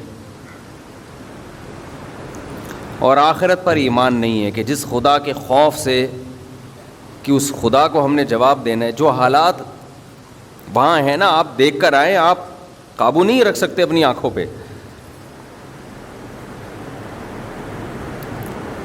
ہمارے جن دوست نے حالات سنائے وہ 20 منٹ تک مسلسل روتے ہی رہے ہیں واقعات سنا کے.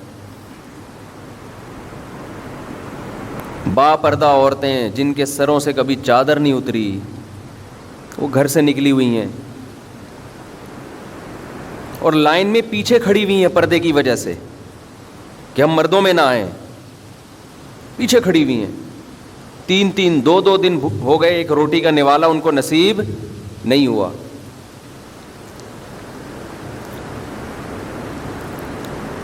ایسے بوڑھے بھی ملے, انہوں نے کہا سائیں ہم بھکاری نہیں ہیں, ہم بھکاری نہیں ہیں.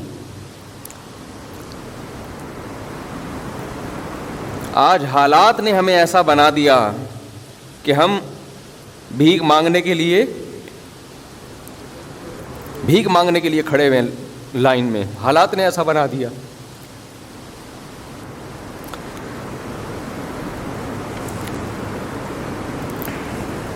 سندھ کے حکمرانوں کو تو جو ہوگا اللہ پوچھے گا ان سے. میرے بھائی ہمیں اپنی ذمہ داری پوری کرنی ہے. او اطعام فی یوم ذی مسغبہ, قرآن کہتا ہے ایسے دن میں مسکین کو تلاش کر کے کھانا کھلاؤ جو بھوک کا دن ہے. یتیما ذا مقربۃ او مسکینا ذا متربہ, اس مسکین کو کھلاؤ جس کو بھوک نے اس کے پیٹ کو زمین سے ملا دیا ہو. اور اس سے بڑا جرم وہ تو جو حکومت نے کرنا ہے وہ اب پریشان ہے کہ کیا کریں. اتنی بڑی تباہی پھیل گئی ہے, اب سمجھ میں ہی نہیں آ رہا کہ یہ پانی کیسے نکلے گا, نکال کے پھینکے کہاں, جائے گا کہاں وہ پانی. اور اس سے بڑا جرم یہ کہ ہمارے ملک میں ایسے لوگ جو ان مسکینوں کے نام کو کیش کرا کر اپنا پیٹ بھریں, ایسے حرام خوروں کی بھی کمی نہیں ہے. یہ اس سے بڑا جرم ہے. 2011 میں جب سیلاب زدگان کی مدد کے لیے ہمارا جانا ہوا تو وہاں کے مقامی لوگوں نے بتایا کہ ہمارے علاقے کے بڑوں نے بیرون ملک سے مدد لی ہمارے نام پہ اور کھا گئے.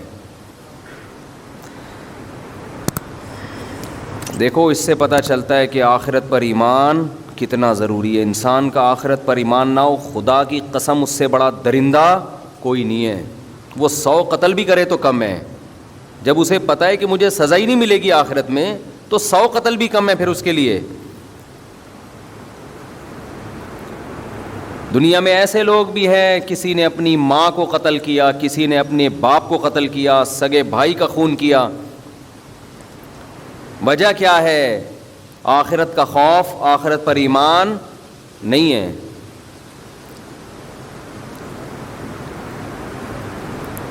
یہ جو میں بیان میں بار بار اللہ کا وجود, آخرت, لوگ کہتے ہیں آپ ایک ہی مضمون کو ریپیٹ کرتے ہو. مسئلہ یہی ہے, افرأیت من اتخذ الہہ ہواہ, اللہ کہتے ہیں کیا اس شخص کو دیکھا تم نے جس نے خدا کو چھوڑ کر اپنی خواہشات کو اپنا خدا بنا لیا ہے.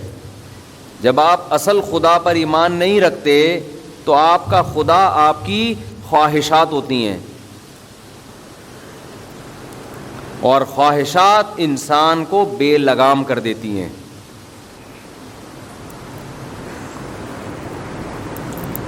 یہ تو ان لوگوں کے حالات ہیں جو سیلاب سے متاثر ہیں. آپ کو اپنی سوسائٹی میں, آپ کے اپنے رشتہ داروں میں ایسے مسکین غریب نظر آئیں گے. ایک بھائی کروڑوں روپے چھاپ رہا ہے, اپنی دولت کو چھپاتا پھر رہا ہے کہ کہیں ایسا نہ ہو کہ میرا یہ دوسرا بھوکا بھائی مجھ سے پیسے مانگ لے.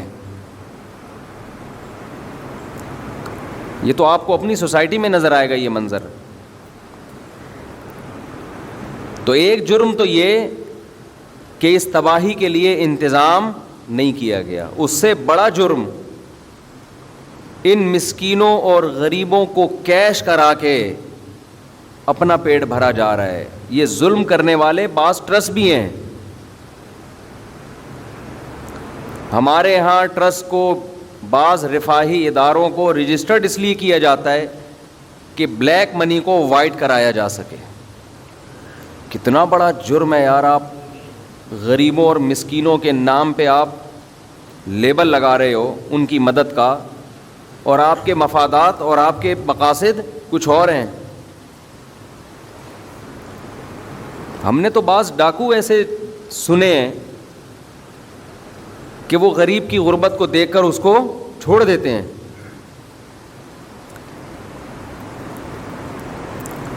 تو اس سیلاب سے ہمیں بہت ساری چیزیں سیکھنے کو ملیں.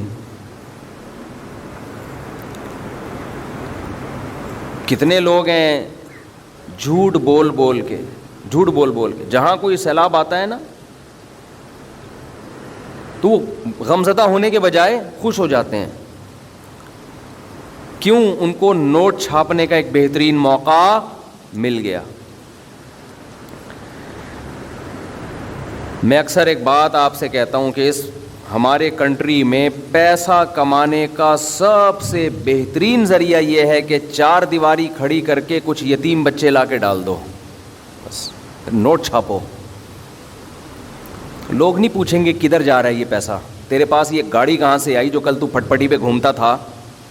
یہ لینڈ کروزر تیرے پاس کہاں سے آئی؟ یہ حساب دے. آپ حساب دیں گے, وہ آپ کو وہ کہے گا میں اتنا نیک, مجھ سے کون ہوتا ہے حساب لینے والا, میں فلاں بزرگ کا بیٹا, میری داڑھی, میری پگڑی, میری ٹوپی, ان چیزوں کو دکھانا شروع کر دے گا. ایسے آدمی کو بولا کرو ایسی کی تیسی تیری, حساب دے. جو انتظامیہ ہے نا محلے کی, اس کا فرض ہے جب بھی کوئی ٹرسٹ کھولے, رفاہی ادارہ کھولے, دیکھو قرآن کا حکم ہے. قرآن نے حکم دیا جب آپس کے لین دین کرو, آپس کے لین دین تجارت کے, ان کو بھی لکھو, حساب کلیئر ہونا چاہیے. تو آپ بتاؤ زکاتوں کے نام پہ ٹرسٹ بنے ہوئے ہوں اور وہ آپ کو حساب دینے کے لیے تیار نہ ہو. اول تو بہت سے ٹرسٹ بنے ہی نہیں ہوتے. 4-6 یتیم بچوں کو لا کے رکھا اور نوٹ چھاپنا. مجھے اتنے فراڈی اس قسم کے مل چکے ہیں کہ اب میں بیزار آ گیا ہوں. ہر دوسرا آدمی لگتا ہے یہی کام کر رہا ہے. کوئی لندن سے آیا ہوا ہے سیلاب کے نام پہ نوٹ چھاپ چھاپ کے لندن سے چندے مانگ رہا ہے. اس سفر میں بڑے بڑے حرام خوروں سے ہمارا واسطہ پڑا ہے. مجھے کیش کرا رہے ہیں, میں بیٹھا ہوں پیچھے اپنے ٹرسٹ کی تصویر لگائی ہوئی ہے. او بھائی مجھے تو چائے پلانے کے نام پہ لے کر آیا, یہ پروموٹ کس کو کر رہا ہے؟ میں تو نہیں جانتا تیرے ٹرسٹ کو. یہ تو کیا رہا ہے یہ بیٹھ کے؟ یہ 2 نمبر ہونے کی علامت ہے یا نہیں ہے؟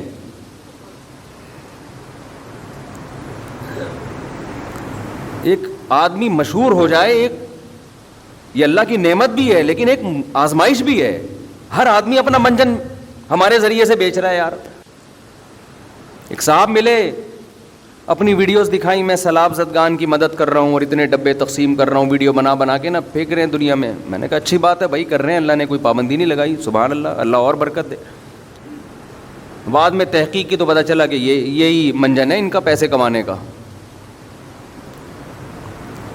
مشہور لوگوں کے ساتھ سیلفیاں, تھوڑا سا ہمیں تو اپنی کراؤڈ میں پتہ ہی نہیں ہوتا آدمی کس کی چائے پینی ہے, کس کمبخت کی نہیں پینی, کس کے پائے کھانے ہیں, کس کمبخت کے نہیں کھانے, کون کمبخت ہمیں پائے کھلا کے اپنا منجن بیچ رہا ہے. کچھ ایسا دماغ بوکھلا گیا ہے سفر کے دوران.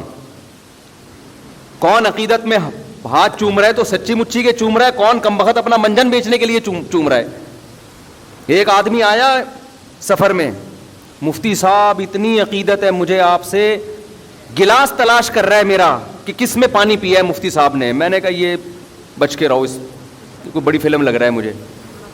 مفتی صاحب نے کس گلاس میں پانی پیا ہے, میں اسی گلاس میں پانی پیوں گا. میں نے کہا اتنی عقیدت اپنے باپ سے نہیں ہوتی کسی کو, تو پتہ نہیں کہاں سے مریخ سے آیا ہے. میں ہوشیار ہو گیا نا کہ اس سے بچ کے رہو. اتنی بڑی داڑھی, ایسے سرمے لگائے ہوئے ہیں. میں نے کہا یہ شکل سے فراڈی لگ رہا ہے مجھے, اس نے سرما کیوں اتنا ٹھوپا ہوا ہے کم وقت نے. تجھے تیری شادی ہو رہی ہے جو تو سرمے لگا کے آیا یہاں پہ. اتنی بڑی داڑھی ماشاءاللہ, اور آنکھوں میں بڑے بڑے سرموں کے ڈورے,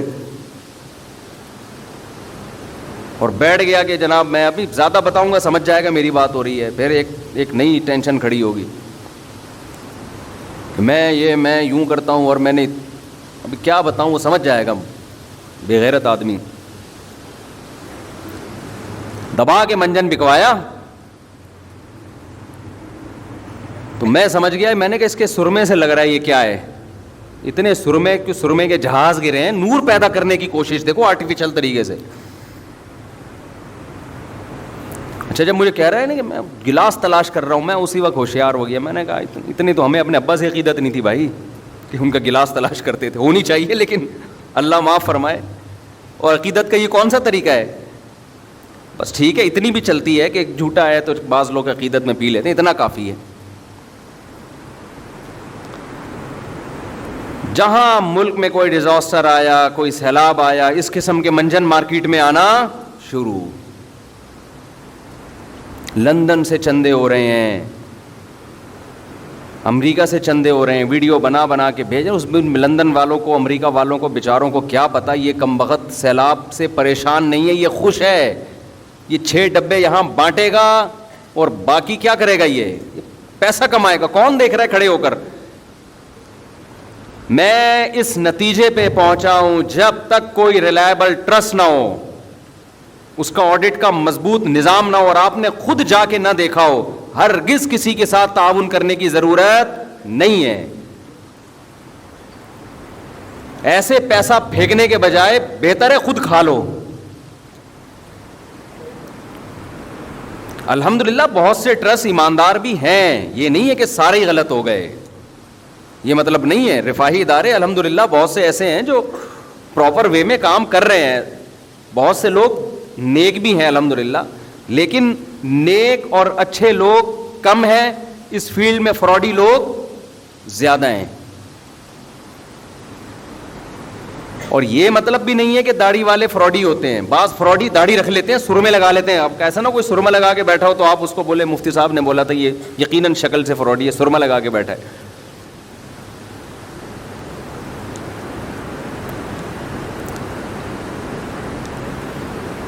تو یہ بڑے ظالم ہیں کہ ایک طرف ملک میں آفت آئی ہوئی. وہ آپ کو یاد ہوگا 2007 یا 2008 میں جو زلزلہ آیا تھا, لاشیں پڑی ہوئی ہیں, اور کچھ بدبخت کیا کر رہے تھے, جو مردہ لاشیں عورتوں کی پڑی ہوئی ہیں ان کے گلے سے کوئی سونے کی چین کھینچنے کی کوشش کر رہا ہے, کوئی کڑا نکالنے کی کوشش کر رہا ہے. ہاں انگلیاں کاٹ کے لے گئے. اللہ پہ اعتماد کرو بھائی, جو رزق عزت کے ساتھ مل جائے وہ سوکھی روٹی اس غیر اخلاقی حرکت سے 1000 گنا بہتر ہے. لیکن یہ فلسفہ جب سمجھ میں آئے گا جب دنیا کو مسافر خانہ سمجھے گا. یار جتنا عزت سے مل رہا ہے ٹھیک ہے, یہاں کون سا ہمیشہ رہنا ہے. جب مسافر خانہ نہیں سمجھے گا تو لوٹ کھسوٹ کی کوشش کرے گا. ٹرینوں کے حادثے ہوتے ہیں. ہمارے دوست ٹرین میں آ رہے تھے, پرانی بات ہے, آپ کو یاد ہے ایک بہت بڑا حادثہ ہوا تھا ٹرین کا. اس میں کچھ تبلیغی جماعت کے لوگ آ رہے تھے. جماعت مجھ سے ملی, میری سلام دعا تھی ان سے. انہوں نے بتایا کہ ہم سے جو اگلا ڈبہ تھا نا, اس سے آگے انجن تک مکمل ٹرین تباہ ہو گئی تھی. یہ اذان دے رہے تھے فجر کی یا پتہ نہیں ظہر کی, اور اس سے آگے کے جتنے ڈبے تھے وہ سارے کہہ رہے ہم جب نیچے اترے تو ایسے پچکی ہوئی لاشوں کے انبار لگے ہوئے تھے. وہاں بھی کیا ہوا ہے, کچھ بدبخت لوگوں نے ان لاشوں کی جیب سے پیسے نکالنا شروع کر دی. الحمدللہ اچھے لوگ بھی ہیں, ایسا نہیں ہے, ہمارے ملک میں غیرت مند لوگوں کی بھی کمی نہیں ہے, جنہوں نے ان کو سہارا دیا, ان زخمیوں کے لیے کی فکر کی, ان کو کھلایا پلایا. لیکن جو اس طرح کے حادثات میں اس کی قسم پرسی سے فائدہ اٹھانا شروع کرتے ہیں, بھائی وہ اس کا اگر وہ مر بھی گیا ہے تو یہ اس کے وارثوں کا حق ہے, تمہارا تھوڑی ہے یہ اس کے وارثوں تک پہنچاؤ. نہیں پہنچ سکتا, چھوڑ دو اس کے حال پہ.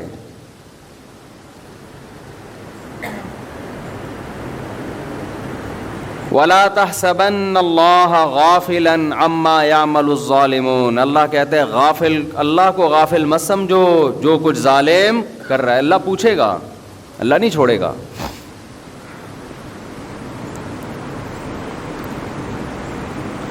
تو کچھ تباہیاں وہ ہوتی ہیں جو قدرت کی طرف سے ہوتی ہیں, اور کچھ تباہیاں وہ ہوتی ہیں جو ہماری اپنی مس مینجمنٹ کی وجہ سے ہوتی ہیں. پھر کچھ حالات وہ ہوتے ہیں جن میں آپ غریب اور مسکین کی مدد کرتے ہیں, اور کچھ ظالم وہ ہوتے ہیں جو نہ صرف مدد نہیں کرتے بلکہ ان غریبوں کو کیش کراتے ہیں. تو میرے بھائی, ہماری بہت بڑی ذمہ داری ہے کہ ہم ان لوگوں تک پہنچیں اور صحیح اور غلط میں ہم فرق کریں. ایسے ٹرسٹ بھی ہیں کہ جن کے مقاصد ہی کچھ اور ہیں,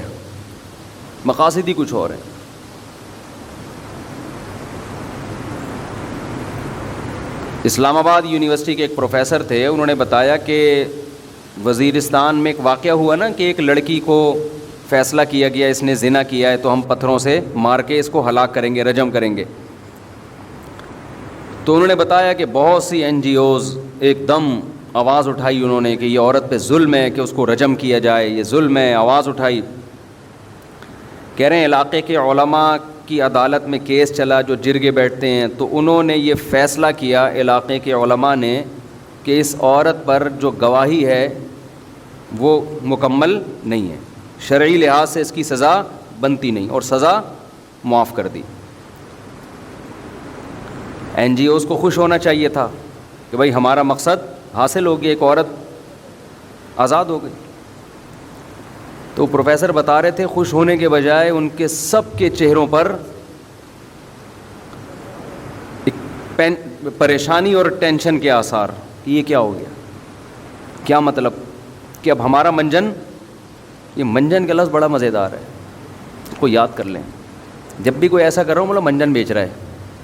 اب تو میں ایسا ہو تو کوئی ملنے آ رہا ہوتا ہے منجن بیچنے آ رہا ہے, یہ ہمیں چال سے اندازہ ہو. کچھ تو زیادہ تر تو الحمدللہ عقیدت میں ہی ملتے ہیں, کوئی بدگمان. یہ مطلب نہیں کہ جو بھی ملنے آ رہا ہو تو میں بدگمان ہوں کہ منجن بے, اس بیچارے کو ہم سے کیا واسطہ.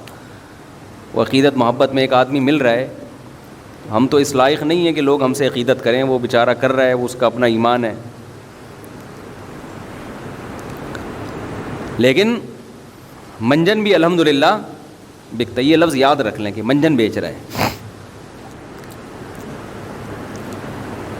آ جائیں گے آپ کے پاس بڑی بڑی داڑھیوں میں, یتیم خانہ کھولا ہوا ہے فلانا. اب جا کے تحقیق کرو یار کہ اتنا نیک کہ یتیموں کا اتنا خیال اس کو. اور ایسے لوگوں میں بہت سو نے اپنی بہنوں کی وراثتیں کھائی ہوئی ہوتی ہیں, اپنے یتیم بھائی کا مال کھایا ہوا ہوتا ہے. تجھے اپنے گھر کے یتیم کی فکر نہیں ہے, تو محلے کے یتیم تو نے لے کے پالے ہوئے ہیں. تو قرآن کہتا ہے کہ آپس کے لین دین کو صاف رکھو, آپس کے لین دین کو. یہ زکوٰۃ صدقے فطر اس میں بدگمانی سے بچانا ضروری ہے, خوب سمجھ لیں. دیکھو نبی صلی اللہ علیہ وسلم ایک خاتون کے ساتھ تنہائی میں کھڑے ہوئے, کسی صحابی نے دیکھ لیا, آپ نے ان صحابی کو بلا کے فرمایا کہ یہ میری زوجہ ہیں, ایسا نہ ہو تمہارے دل میں میرے بارے میں خیال پیدا ہو جائے. انہوں نے عرض کیا یا رسول اللہ آپ کے بارے میں کون بدگمان ہو سکتا ہے. نبی نے فرمایا یہ تمہارے ایمان کا مسئلہ تھا, اگر ذرا سی بدگمانی آ جاتی تمہارا ایمان ختم ہو جاتا. ہمارے پیغمبر نے تو یہ نہیں کہا کہ مجھ پہ کون ہوتا ہے کوئی شک کرے مجھ پہ. آج آپ کسی سے پوچھ لیں کہ حضرت یہ کیا ہو رہا ہے, یہ آپ سائیکل سے ایک دم لینڈ کروزر پہ کیسے آ گئے؟ اگر اس کا کوئی رفاہی ادارہ ہے, نہیں ہے تو آپ کو کسی کے ذاتی معاملات سے کیا. میں یہ نہیں کہہ رہا کہ ساری دنیا جا کے پوچھے, جو علاقے کے لوگ ہیں یا انتظامیہ ہے اس کا تو فرض بنتا ہے نا پوچھے. ہمارے ایک استاذ ہر سال حج کرتے تھے, اور کسی مدرسے کے منتظم بھی تھے وہ. اب منتظم بھی ہے, ہر سال حج بھی کرے, تو بدگمانی ہوتی ہے کہ ایسا تو نہیں مدرسے کے چندوں سے بھائی لوگ حج کے لیے تھوڑی دیتے ہیں. اچھا یہ خوب سمجھ لو, مولوی کا شیطان بھی مولوی ہوتا ہے, یہ ہم نے علماء سے ہی سنا ہے. وہ اس کو نا ہیلے سکھاتا ہے. ایکچولی میں حج مدرسے کے چندے سے اس لیے کر رہا ہوں کہ میں جب حج پہ جاؤں گا تو مجھے روحانی قوت ملے گی. یہ سب مولویوں کی بات نہیں کر رہا, علماء سے بدگمان نہ ہو. کام میں پہلے میڈیا بہت علماء کے خلاف پروپیگنڈا کر رہا ہے. مولوی فراڈی نہیں ہوتے, فراڈی لوگ مولویوں کا روپ اختیار کر لیتے ہیں. ہم نے علماء کے ساتھ وقت گزارا ہے الحمدللہ. ہم نے علماء میں جتنا تقویٰ, للہیت اور سخاوت دیکھی ہے, اتنی مجھے کسی اور میں نظر نہیں آئی, کم از کم میں نے تو نہیں دیکھی. لیکن اس کا یہ مطلب نہیں ہے کہ جو بھی داڑھی رکھ لے, جو بھی ٹوپی پہن لے بس وہ, یا کسی بزرگ کا بیٹا ہو. یہ بھی اتنا بھی لوگ دیکھتے ہیں حضرت جی کا بیٹا ہے. بھائی نوح علیہ السلام کا بیٹا تو کافر تھا, کسی کا بیٹا ہونے سے تھوڑی پتہ چلتا ہے. معاملات تو سب کے لیے, اصول تو سب کے لیے ایک جیسے ہیں. بیٹا ہوگا, باپ ہوگا, پھپھا ہوگا, چاچو ہوگا, یہ اس کا ہیڈک ہے, ہمارا ہیڈک نہیں ہے. وہ ایک امام صاحب جو تھے نا, وہ کیا کرتے تھے, وہ پیسوں کے معاملات میں بہت دو نمبری کر رہے تھے. تو ایک مقتدی نے بول دیا ان کو کہ بھئی یہ آپ کیا کر رہے ہیں, اور زیادہ ڈیٹیل میں جاؤں گا تو پھر لوگ سمجھ جاتے ہیں کس کی بات ہو رہی ہے. میں بہت مبہم باتیں کر رہا ہوں. میرے کلپ ہر جگہ پہنچ رہے ہوتے ہیں. اپنے کسی ریلیٹیو کے بارے میں کوئی بات کرتا ہوں, ان کا فون آ جاتا ہے, یار تم نے ہماری بات ممبر پہ بیٹھ کے کر دی. اب مجھے بہت ہی مبہم انداز میں بات کرنی پڑتی ہے. تو وہ انہوں نے کہہ دیا کہیں امام صاحب سے کہ حضرت یہ کیا ہے. تو امام صاحب جوش میں آ گئے, میں تیرے خلاف بد دعائیں کروں گا. انہوں نے کہا حضرت الٹے ہاتھ سے نا رات کو آخری وقت میں اٹھ کے ذرا کر لیا کریں تاکہ ایک ہی دفعہ میں آپ کو تسلی ہو جائے. ٹھیک ہے نا. یہ منجن, وہ منجن تو انہوں نے نہیں کہا, یہ تو ابھی ایک لفظ ایجاد ہوا ہے. ویسے تو بہت پرانا ہے لیکن پروموٹ, جیسے انڈا موڑ دنیا میں پہلے کوئی نہیں جانتا تھا. میں دنیا میں جہاں بھی جا رہا ہوں لوگوں کو کراچی میں انڈا موڑ کا الحمدللہ, انڈا موڑ والوں کو چاہیے مجھے پیسے دیں اس کے. حقیقت ہے. کوئی بھی, میں خود نہیں جانتا تھا, کراچی میں اتنے سال سے رہ رہا تھا, مجھے نہیں پتا تھا انڈا موڑ کا. جب سے میں آیا ہوں الحمدللہ ساؤتھ افریقہ کیا تنزانیہ کے جنگلوں میں شیر اور چیتے کو بھی معلوم ہے کہ انڈا موڑ کہاں ہے. تو اتنی عزت الحمدللہ انڈا موڑ کو ملی ہے ہماری وجہ سے. تو انڈا موڑ والوں کا اتنا تو فرض بنتا ہے نا, پیسے نہ دیں عزت دے دیں. پیسے تو میں نے مذاق میں کہہ دیا. تو وہ امام صاحب کو انہوں نے کہا حضرت یہ جو اتنا چندہ آ رہا ہے, کوئی حساب, کوئی کہاں جا رہا ہے, کس کو کوئی رسیدیں, مسجد کے لیے آ رہا ہے نا.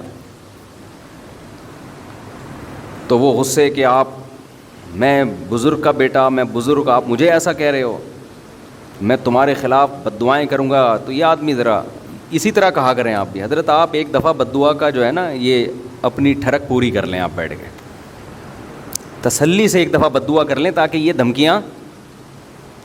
تو ایسے ہی کہا کریں آپ. جب ظالم سے آپ محاسبہ کریں نا, اور ظالم ایموشنل بلیک میلنگ کی کوشش کرے, تو کوئی, جیسے عاملوں کے بارے میں بھی یہ کہتا ہوں نا, عامل کہتا ہے میں تیرے اوپر اتنے جنات بھیج دوں گا, تو یہ اور یہ, تو بولے یار تو ایسا کر ایک دفعہ بھیج دے. صحیح ہے نا. یہ ٹوپی ڈرامے ہمارے ساتھ, یہ منجن یہ کہیں اور جا کے بیچنا, یہ ادھر نہ بیچ تو منجن. دیکھو بہت سے مسائل آپ کے کانفیڈنس سے حل ہوتے ہیں, جھگڑوں سے حل نہیں ہوتے.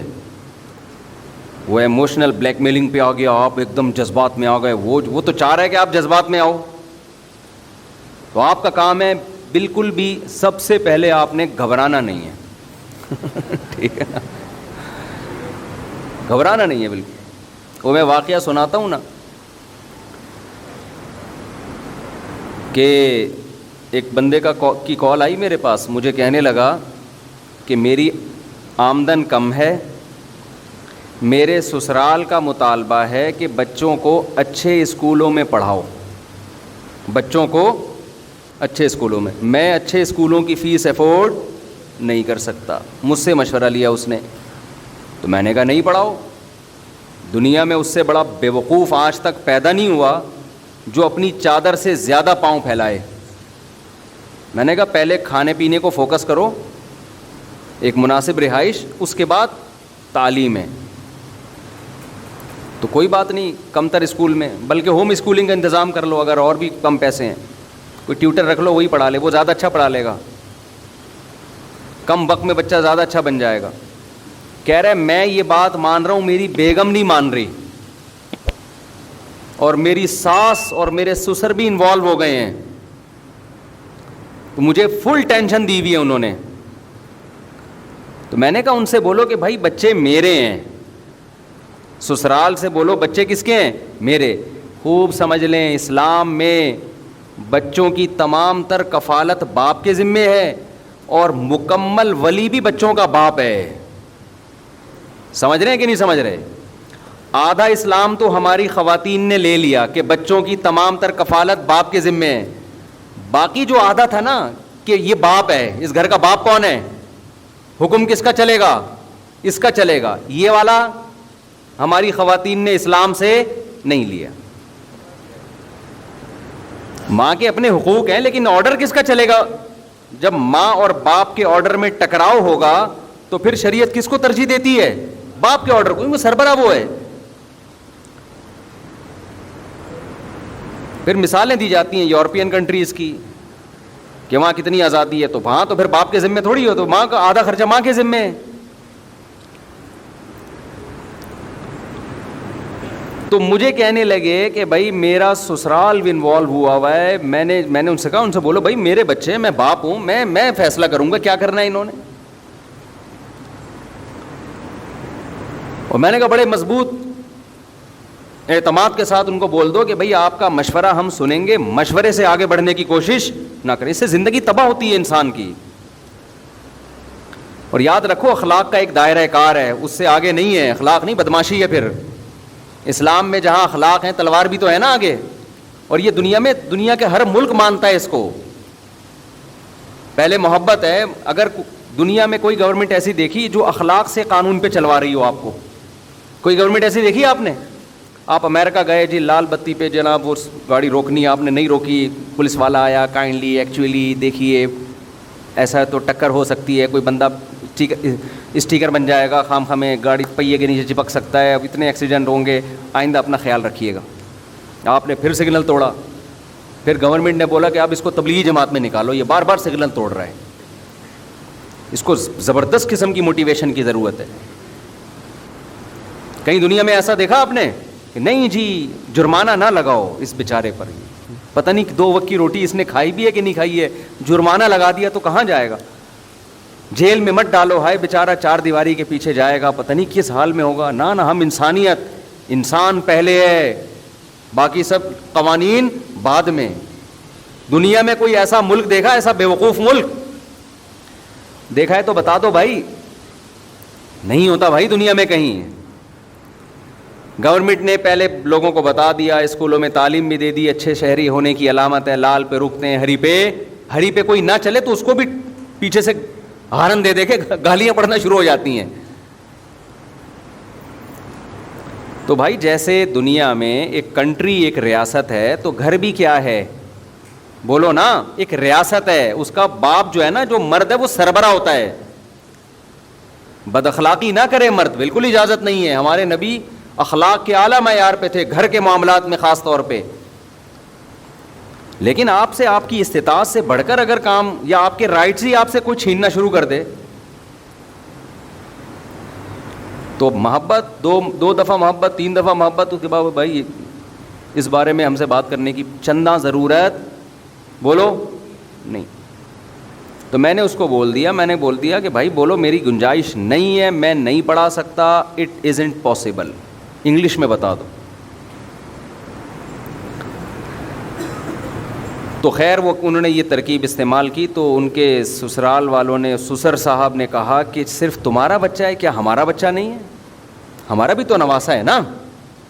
تو انہوں نے مجھے فون کیا کہ وہ یہ کہہ رہے ہیں کہ صرف تمہارا بچہ ہے، ہمارا نہیں ہے، ہمارا بھی تو ہے۔ میں نے کہا مسئلہ حل ہو گیا، آپ کے سسرال نے مسئلہ کیا کر دیا؟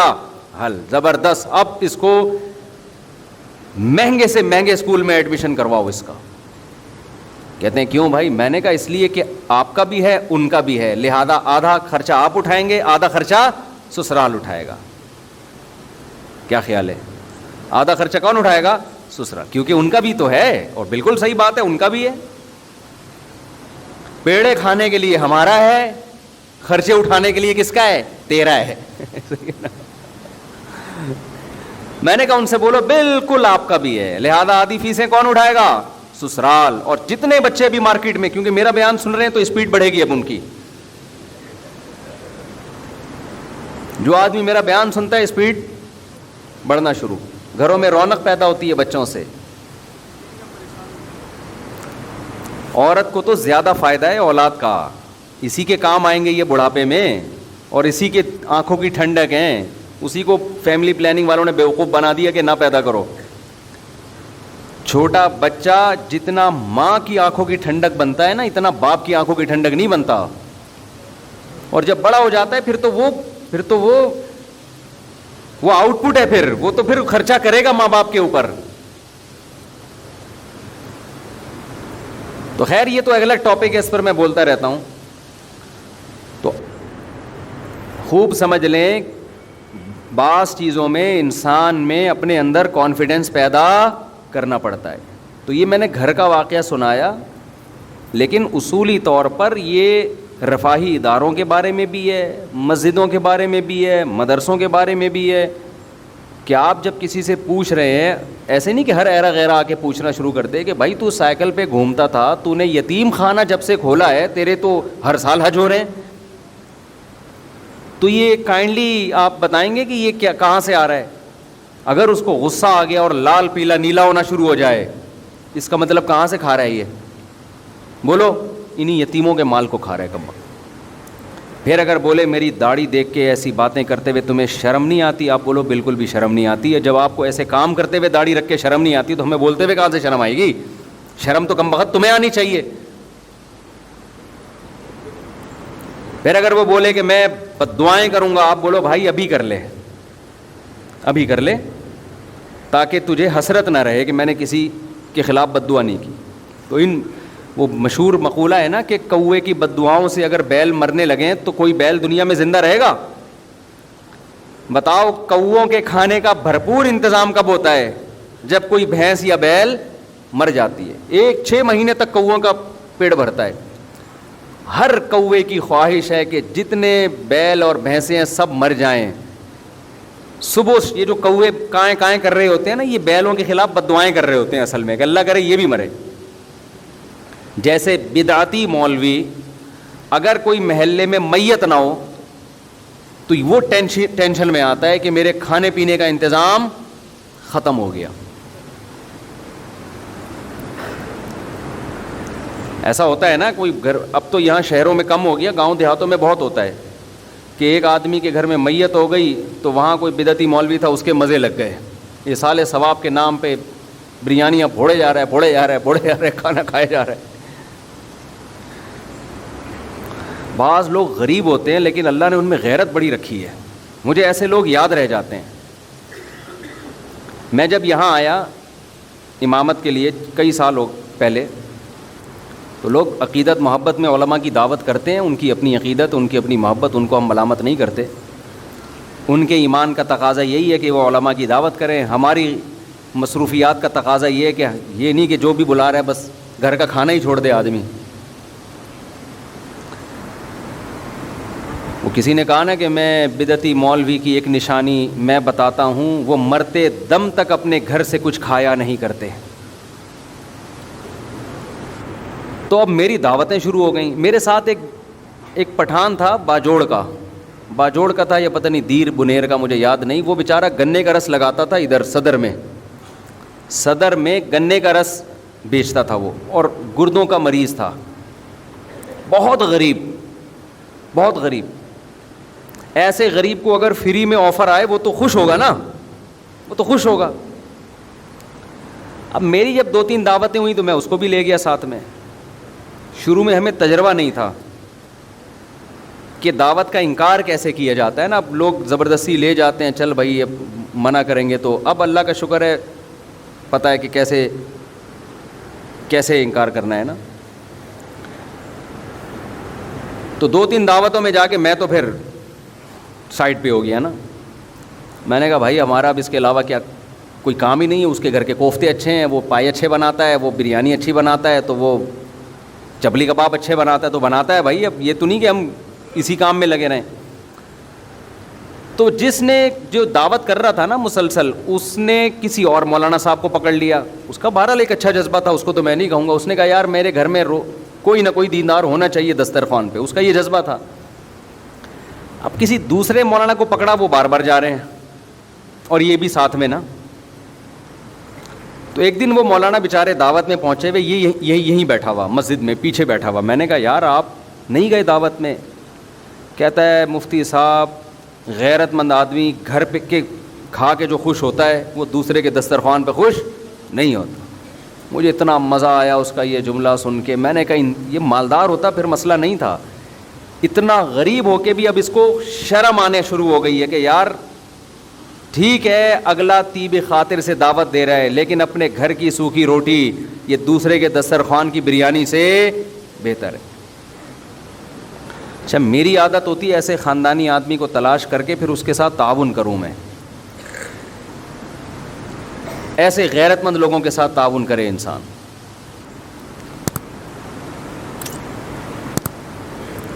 ہمارے